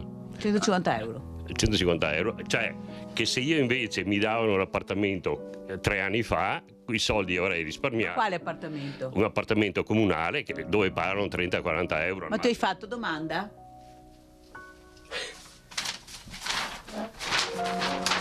Sono 14esimo su 590. 14esimo. Hanno dato 50 appartamenti e a me no. C'è poco. Vede, Grigoletto aveva detto il 30% terrà l'alloggio a dicembre del 16. 2016, 3 anni che aspetto. Bene. Se sapevo così, perché mi dicevano sempre prossimo sei tu, se sapevo così andavo e aiuto prima e ora sarei a New York. Allora, tu chiedi un appartamento più decente e più vivibile per te. Sì, e che costi anche meno, insomma, come pagano gli altri, no? Chiamiamo il sindaco Mario Conte, speriamo mi vada bene. Di solito sono fortunata. Signor Sindaco, buongiorno, grazie di aver risposto alla mia chiamata. Sono qui a casa del signor Micheli e purtroppo sto vivendo la situazione dove vive il signor Micheli, è un appartamento pieno di muffa. Soprattutto questo anziano che sta facendo il cartografo per cercare di aiutarsi ha tutte queste piantine che poi lei vedrà, se avrà piacere di vedere il filmato che stiamo girando, sotto il letto. Io vorrei capire se è possibile, visto che gli anziani sono vicini al cuore anche suo, perché lo dice tante volte, se è possibile aiutare questa persona. Sì, guardi, Mirella, intanto io ti ringrazio e saluto anche il signore che tra l'altro ho avuto modo di apprezzare le sue mappe perché me le ha personalmente consegnate e quindi nutro anche un certo affetto nei suoi confronti. Rispondo anche al passaggio che mi hai fatto sui 25 anni di residenza per dirti che in realtà entreranno nel nuovo regolamento per le graduatorie delle case popolari che proprio nel prossimo Consiglio Comunale passerà, perché purtroppo negli ultimi anni era stato tolto questo requisito premiante e noi invece riteniamo di dover premiare e di voler premiare proprio quelle persone che hanno contribuito alla crescita del nostro territorio. Nel caso specifico ti chiedo di farmi avere ovviamente il materiale, poi sarà anche mia cura andarlo a trovare direttamente, porterò con me il dirigente al sociale per capire quale soluzione per riuscire a dare delle risposte concrete anche a questo cittadino che in questo momento sta vivendo delle difficoltà. Quindi mi prendo personalmente l'impegno di poterlo trovare la strada migliore per poterlo aiutare e consentirgli di vivere dignitosamente nella nostra città, e mi dispiace invece che oggi si viva nelle difficoltà, magari anche un po' per mancanza delle istituzioni. Io la ringrazio Sindaco, so che lei è un uomo di parola nel vero senso e questo lo dico pubblicamente, perciò ringrazio e al più presto allora o il signor Micheli o lei vi incontrerete e cercheremo di trovare una soluzione. Domani mattina andrò a trovarlo e mi porterò con me il responsabile del servizi sociali. Grazie Sindaco, buona giornata e grazie ancora per la sua sensibilità, buon lavoro, grazie. Grazie Mirella. Giulio, io so che tu dormivi in una panchina, qui abbiamo delle foto che tu mi stai facendo vedere, cosa era successo? È che non avendo soldi, quando camminavo non prendevo l'autobus, andavo sempre a piedi e dopo delimitato perché mangiavo male, dormire sulle panchine eccetera, e di notte faceva freddo quindi dovevo spostarmi per riscaldarmi un po' e ho preso l'Erisipera. Dopo 10 giorni dovevo guarire, al 18° giorno quando le gambe erano come prosciutti. Allora sono andato in guardia medica e gli ho detto datemi il massimo. Per 3-4 giorni non è successo niente, però dopo un po' alla volta sono tornato normale. Avete visto le spine che subiscono gli anziani che penetrano nella loro pelle? Queste sono le spine. Qualcuno le ha portate queste spine. Allora, sorpresa, uomo Micheli, questo è l'assegno della grande famiglia di Rete Veneta, dopo tante promesse, tante chiusure di porte, tanto faremo, non si era visto mai niente, invece questo è reale che ti permetterà di affrontare meglio questi percorsi che tu stai piangendo? Ma dai Giulio! Cosa succede? Beh, lo sa cosa vuol dire per me? Lo so. La libertà. Lo so. La libertà. Lo so. Che me ci cara. Ecco, allora noi ti diamo questa libertà, pensate. Questa libertà, questo assegno è tutto, non lo dovrai restituire, è tuo. Ecco, io so che andrà bene, molto bene, perché sei una persona preziosa di più, che sta facendo un lavoro utile per tutti, perciò non ti scoraggiare, ci sono io, abbiamo sentito il sindaco che ha detto che domani verrà a trovarti, troveremo anche una sistemazione più confacente anche per il tuo lavoro di cartografo, perché c'è la possibilità di fare questo e perciò farai una Pasqua diversa da come pensavi. Cosa vuoi dire alla grande famiglia di Rete Veneta, Giulio? Grazie, proprio non solo per me, ma anche perché favorisco le città che rappresento, insomma. Ecco, bene. Quindi sia per il privato sia per il pubblico, come voi fate in maniera egregia, ho visto anche ieri. E non piangere più. No. L'anziano non deve piangere, deve sorridere. Grazie. Ciao grande famiglia, siete meravigliosi. E andiamo?